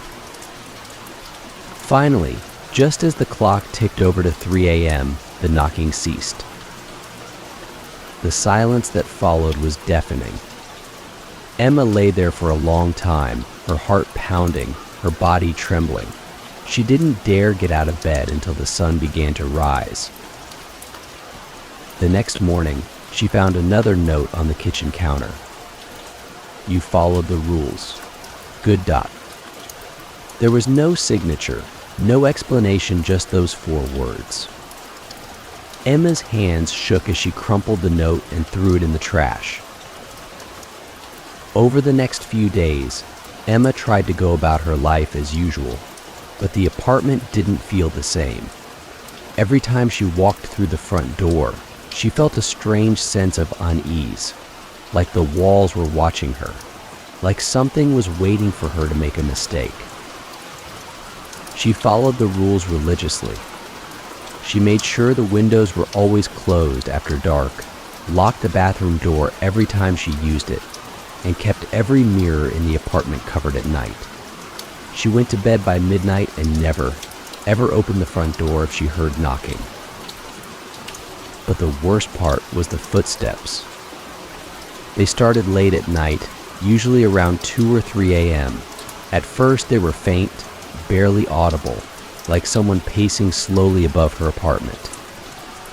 But the longer she listened, the louder they became, until it sounded like someone or something was walking directly over her ceiling, its footsteps heavy and deliberate. Emma had checked with Mr. Finch when she moved in, and he had assured her that there was no one living in the apartment above hers. It was empty, had been for years. And yet, every night, without fail, the footsteps would return. Emma tried to ignore them, tried to convince herself that it was just her mind playing tricks on her, but the footsteps felt too real, too close.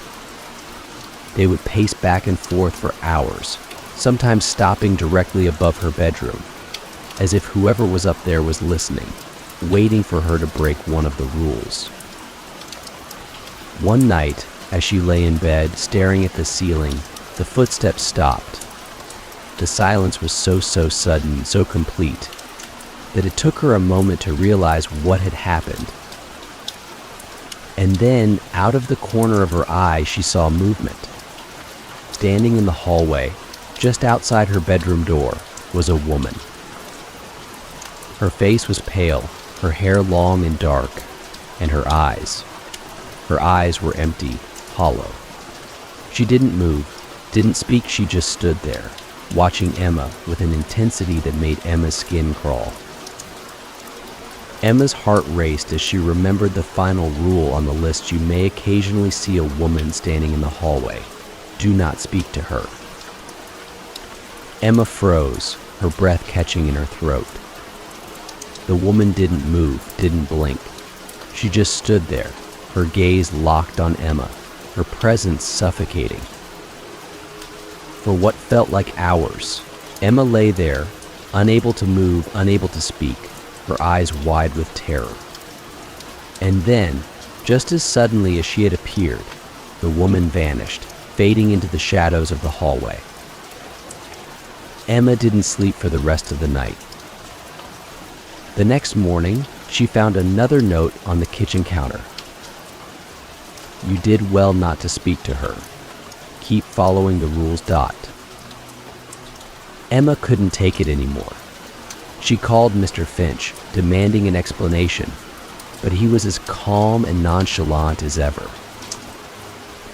It's just how the apartment works, he said, as if it were the most normal thing in the world. The rules are there to keep you safe. As long as you follow them, you'll be fine. Emma didn't wait to hear more. She packed up her things and moved out that same day. She didn't care about breaking her lease, didn't care about losing her deposit. She just wanted to get as far away from that apartment as possible. But sometimes late at night, she can still hear the footsteps, the slow, deliberate pacing of someone or something walking above her. And she knows, deep down, that she was lucky to get out before it was too late. The story of the apartment and its eerie rules made me think about how certain places seem to have their own set of rules, their own twisted logic that bends the reality around them. Sometimes it's not just the ghosts or the strange occurrences that leave us questioning everything, it's the very nature of the places themselves. I once heard about a house that seemed normal at first, but the longer the people lived in it, the more it began to change. The walls shifted, the rooms grew larger, and nothing inside the house followed the rules of nature. What the family experienced there left them questioning whether they would ever find their way out or whether they had entered a place that didn't want to let them go. It had been a lucky find. The house, nestled on a quiet country road just outside of town, had been listed at an unbelievably low price. John and Lisa didn't hesitate. They had been searching for months for the perfect place to start their family, and when they came across the listing for this large, old house, it felt like fate. The house had character, beautiful Victorian architecture, a sprawling yard, and plenty of room to grow. Sure, it needed a little work, but that was part of its charm. From the moment they walked through the front door, they were enchanted. The high ceilings, the original hardwood floors, the ornate moldings, it was everything they had dreamed of. They could already picture their future here, raising their children, hosting holiday dinners, making memories that would last a lifetime. They moved in quickly, eager to begin their new life in the house. The first few weeks were blissful. They spent their weekends painting the walls, unpacking boxes, and exploring the little nooks and crannies of the old home. There was a strange sense of peace in the house, an odd quiet that made them feel like they had left the noise and chaos of the outside world far behind. But then, little by little, things started to change. It began with something small, something Lisa almost didn't notice. One evening, she was standing in the hallway upstairs, looking at the door to the guest bedroom. She swore that the door had been on the left side of the hall when they moved in. But now it was on the right.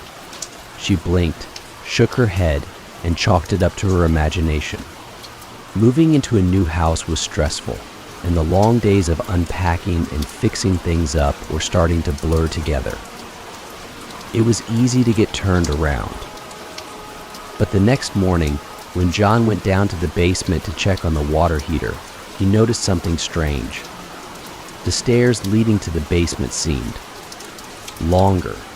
He didn't remember there being so many steps. In fact, he was sure that the basement had only been half as deep when they moved in. He told Lisa about it later, laughing it off, but the odd feeling lingered. Over the next few days, more things started to seem out of place. Rooms that had once felt cozy now seemed too big. The hallway leading to the bedrooms seemed to stretch farther each time they walked down it. Doors appeared in places where there hadn't been any before, and some of the windows looked out onto views that didn't match the landscape outside the house. John and Lisa tried to brush it off, telling themselves that it was just the quirks of living in an old house. But the changes kept coming, and they became harder and harder to ignore. One evening, as they were sitting in the living room, Lisa noticed that the doorway leading to the kitchen looked different. It was taller, wider than she remembered. She stared at it for a long moment, her heart beginning to race. "John," she said quietly, "does the doorway look bigger to you?" John glanced up from the book he was reading, his brow furrowing as he looked at the doorway. "Yeah, it does," he said slowly. "But that doesn't make sense, does it?" Lisa shook her head, her hands trembling. "No, it doesn't." They both stood up, walking toward the doorway together, their footsteps echoing in the suddenly cavernous room. The closer they got, the more certain they became that something was very, very wrong. The doorway had grown. It was at least 3 feet taller than it had been the day before, and the room beyond it, the kitchen, seemed impossibly large, far larger than it had any right to be. John stepped through the doorway, his breath catching in his throat as he looked around. The kitchen wasn't just bigger, it was different. The counters, the cabinets, the appliances, everything had shifted, changed. It was like walking into a different version of the house, a warped, twisted reflection of the place they had moved into. "What the hell is going on?" Lisa whispered, her voice barely audible. John didn't have an answer. They wandered through the house in silence, their hearts pounding, their minds racing. Every room they entered was different from the way they remembered it. The walls seemed to bend and twist, the ceiling soared higher than before, and the floor stretched out beneath their feet in ways that defied logic. By the time they reached the upstairs hallway, they were both trembling with fear. The guest bedroom door, once on the left side of the hall, was now at the end of the hallway, a hallway that had grown to twice its original length. John and Lisa stood there, staring at the door, unsure of what to do. "I don't like this," Lisa said, her voice shaking. "I don't like this at all." John nodded, his jaw clenched. "We need to leave." But leaving wasn't as easy as they thought. When they turned to head back downstairs, they found that the staircase had changed too. It spiraled downward in a way that made no sense, twisting and turning in impossible directions. The walls around the staircase were jagged and uneven, and the space seemed to stretch on forever. Panic set in. They tried to retrace their steps, to find a way out, but the house kept shifting, changing around them. Rooms that had once been familiar were now unrecognizable. Doors appeared where there hadn't been any before, leading to hallways that seemed to loop back on themselves. Windows that should have looked out onto the yard now showed only darkness. It was as if the house itself was alive, playing with them, trapping them in a maze of endless rooms and shifting walls. For hours, they wandered through the house, searching for a way out. But no matter how hard they tried, they couldn't find the front door. It was as if the house had swallowed it, replacing it with more twisting hallways and impossible staircases. By the time night fell, they were both exhausted, their nerves frayed. They ended up in the master bedroom, the one room that hadn't changed at least, not yet. They locked the door behind them and sat on the bed, staring at the walls in silence. "What are we going to do?" Lisa whispered, her voice barely audible. John shook his head, his hands trembling. I don't know what's happening." They sat there for a long time, listening to the creaks and groans of the house around them. Every now and then, they heard footsteps, slow, deliberate footsteps echoing through the halls. But when they peeked out of the bedroom door, there was never anyone there. The next morning, when they finally worked up the courage to leave the bedroom, the house had changed again. The hallway was gone, replaced by a narrow, twisting corridor that seemed to stretch on forever. The walls were dark, covered in strange, twisting patterns, and the air was thick with the smell of damp wood and decay. John and Lisa didn't speak. They didn't need to. They both knew that the house wasn't going to let them leave not easily anyway. They spent the next few days, weeks, maybe wandering through the endless maze of rooms and hallways, searching for a way out. Time lost all meaning. The house kept changing around them, growing larger and more twisted with each passing hour. Some rooms led to nowhere, others looped back on themselves, and still others seemed to stretch on forever, like tunnels into darkness. They found food in the kitchen, though it wasn't the same kitchen as before, and water in the bathroom, but everything tasted off. The food was stale, the water metallic. But they had no choice. They ate, they drank, and they kept searching for an exit. The house, however, had other plans. One night, after hours of wandering, they found themselves back in the master bedroom. But this time, something was different.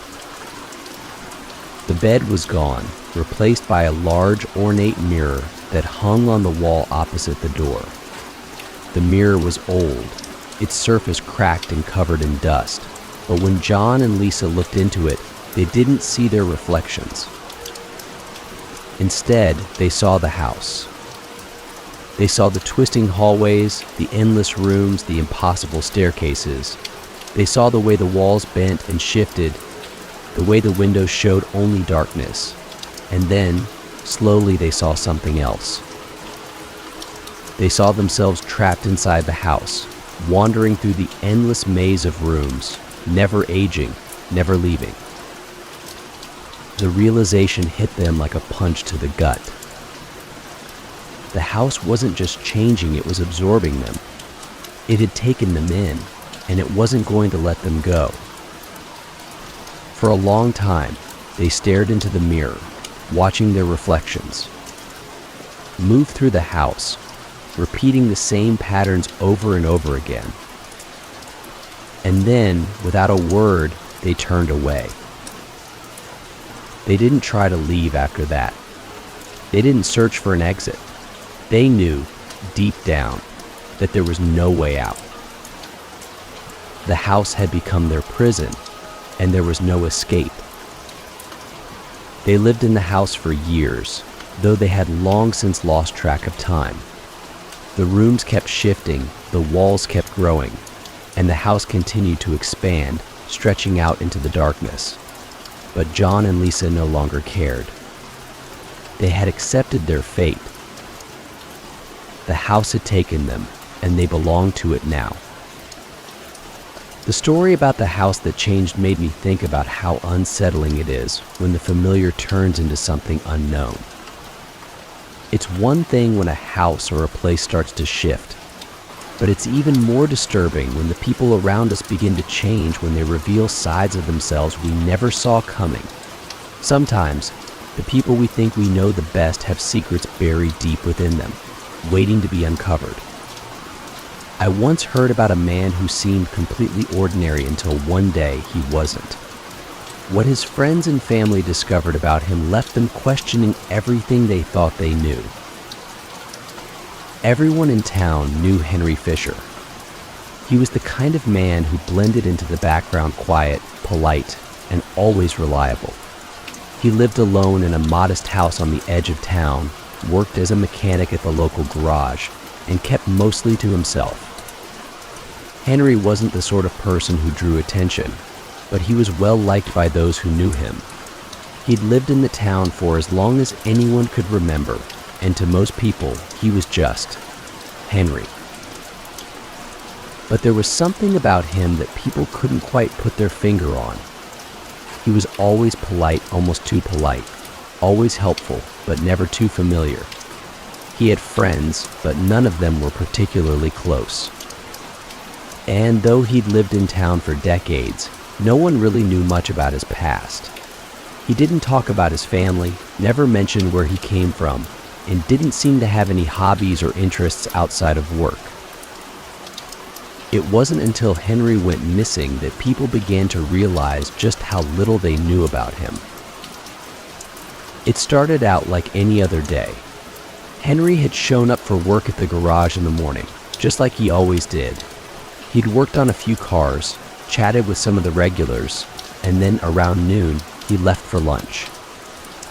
No one thought much of it. Henry always took his lunch break at the same time, and he usually walked down to the diner for a sandwich and a cup of coffee. But that day, Henry didn't come back. At first, his co-workers assumed he had just taken the afternoon off. Maybe he had errands to run, or maybe he wasn't feeling well. But when the day ended and Henry still hadn't returned, they started to get worried. He wasn't the type to skip work without letting someone know. By the next morning, when Henry still hadn't shown up, people began to talk. The police were called, and a search was organized. They checked his house, but there was no sign of him. His car was still parked in the driveway, his front door locked, and everything inside seemed perfectly normal. There was no indication that Henry had planned to leave, No note, no clues, nothing. Days turned into weeks, and the search for Henry continued. But it was as if he had vanished into thin air. People in town couldn't stop talking about it. How could someone just disappear like that? Where had he gone? And the more people talked, the more they began to realize how little they had really known about Henry. That's when the rumors started. Some people said that Henry had always been a little strange.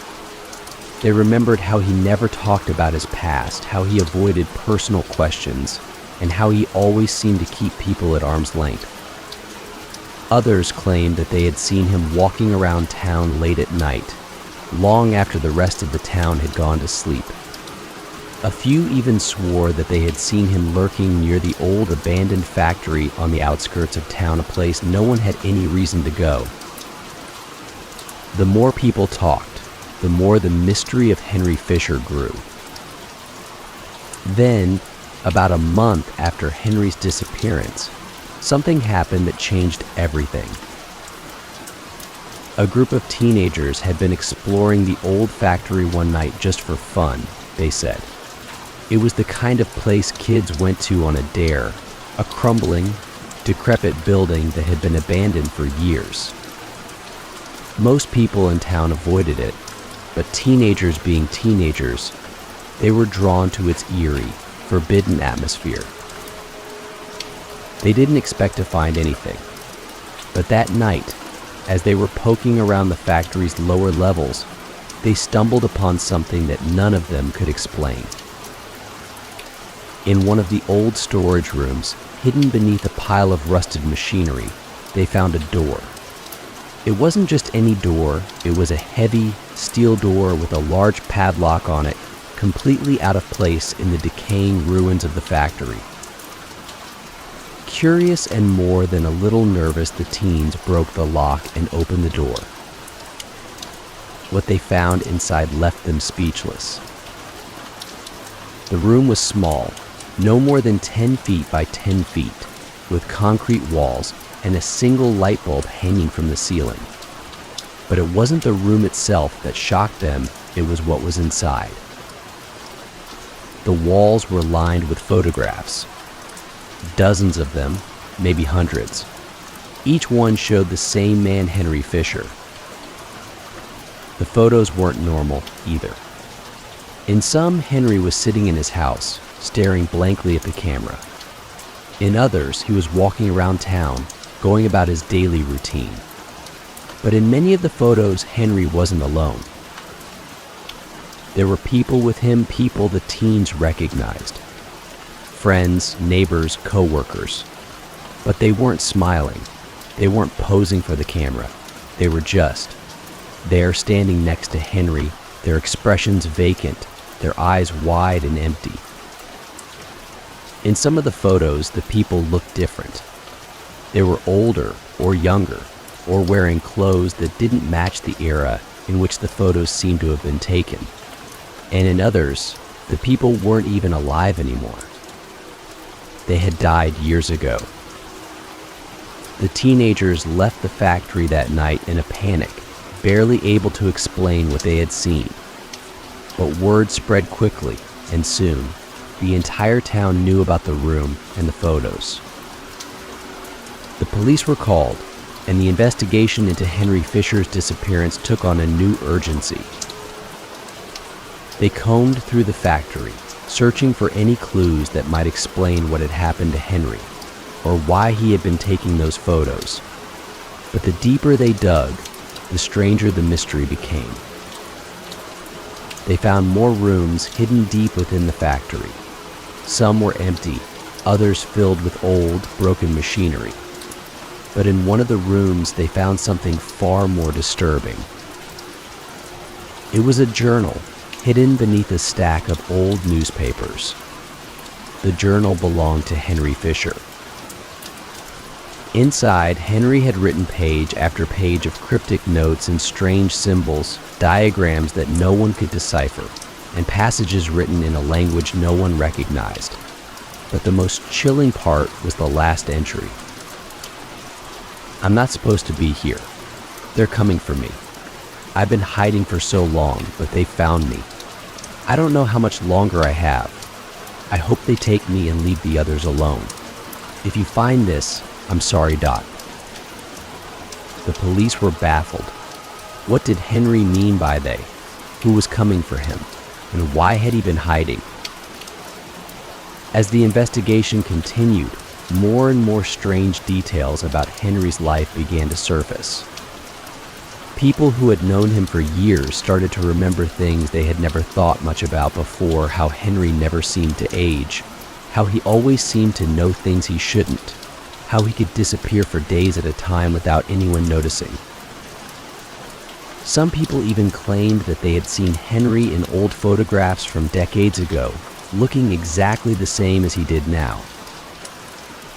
The more people talked, the more the mystery of Henry Fisher deepened. Then, one night, a month after Henry had disappeared, someone saw him. It was Mrs. Clarkson, a retired schoolteacher who lived near the factory. She had been walking her dog late one evening when she saw a figure standing at the edge of the woods, just beyond the old factory grounds. At first, she thought it was a trick of the light, but as she got closer, she realized it was Henry. He was standing perfectly still, his face pale, his eyes wide, staring into the distance as if he were watching something only he could see. Mrs. Clarkson called out to him, but he didn't respond. He didn't even seem to hear her. After a few moments, he turned and walked into the woods, disappearing into the darkness. By the time the police arrived, Henry was gone. No one saw him again after that. The police closed the case, ruling Henry Fisher as a missing person, but everyone in town knew that the truth was far more complicated. To this day, no one knows what really happened to Henry Fisher. Some people believe that he was taken by whatever forces he had been hiding from. Others think that he left town, running from something only he understood. And there are those who whisper that Henry was never really human at all, that he had been living among them for years, hiding in plain sight, waiting for the day when his past would finally catch up to him. But one thing is certain: Henry Fisher was not the man everyone thought he was. And whatever secret he had been hiding, it died with him. That story about Henry Fisher made me think about how little we truly know about the people around us. We go about our lives, interacting with friends, neighbors, and coworkers, assuming we know who they are, but sometimes the truth is far more complicated. Whether it's a house that shifts and grows, an apartment with strange rules, or a man who seems completely ordinary, there are always mysteries hiding just beneath the surface. And sometimes those mysteries are best left unsolved.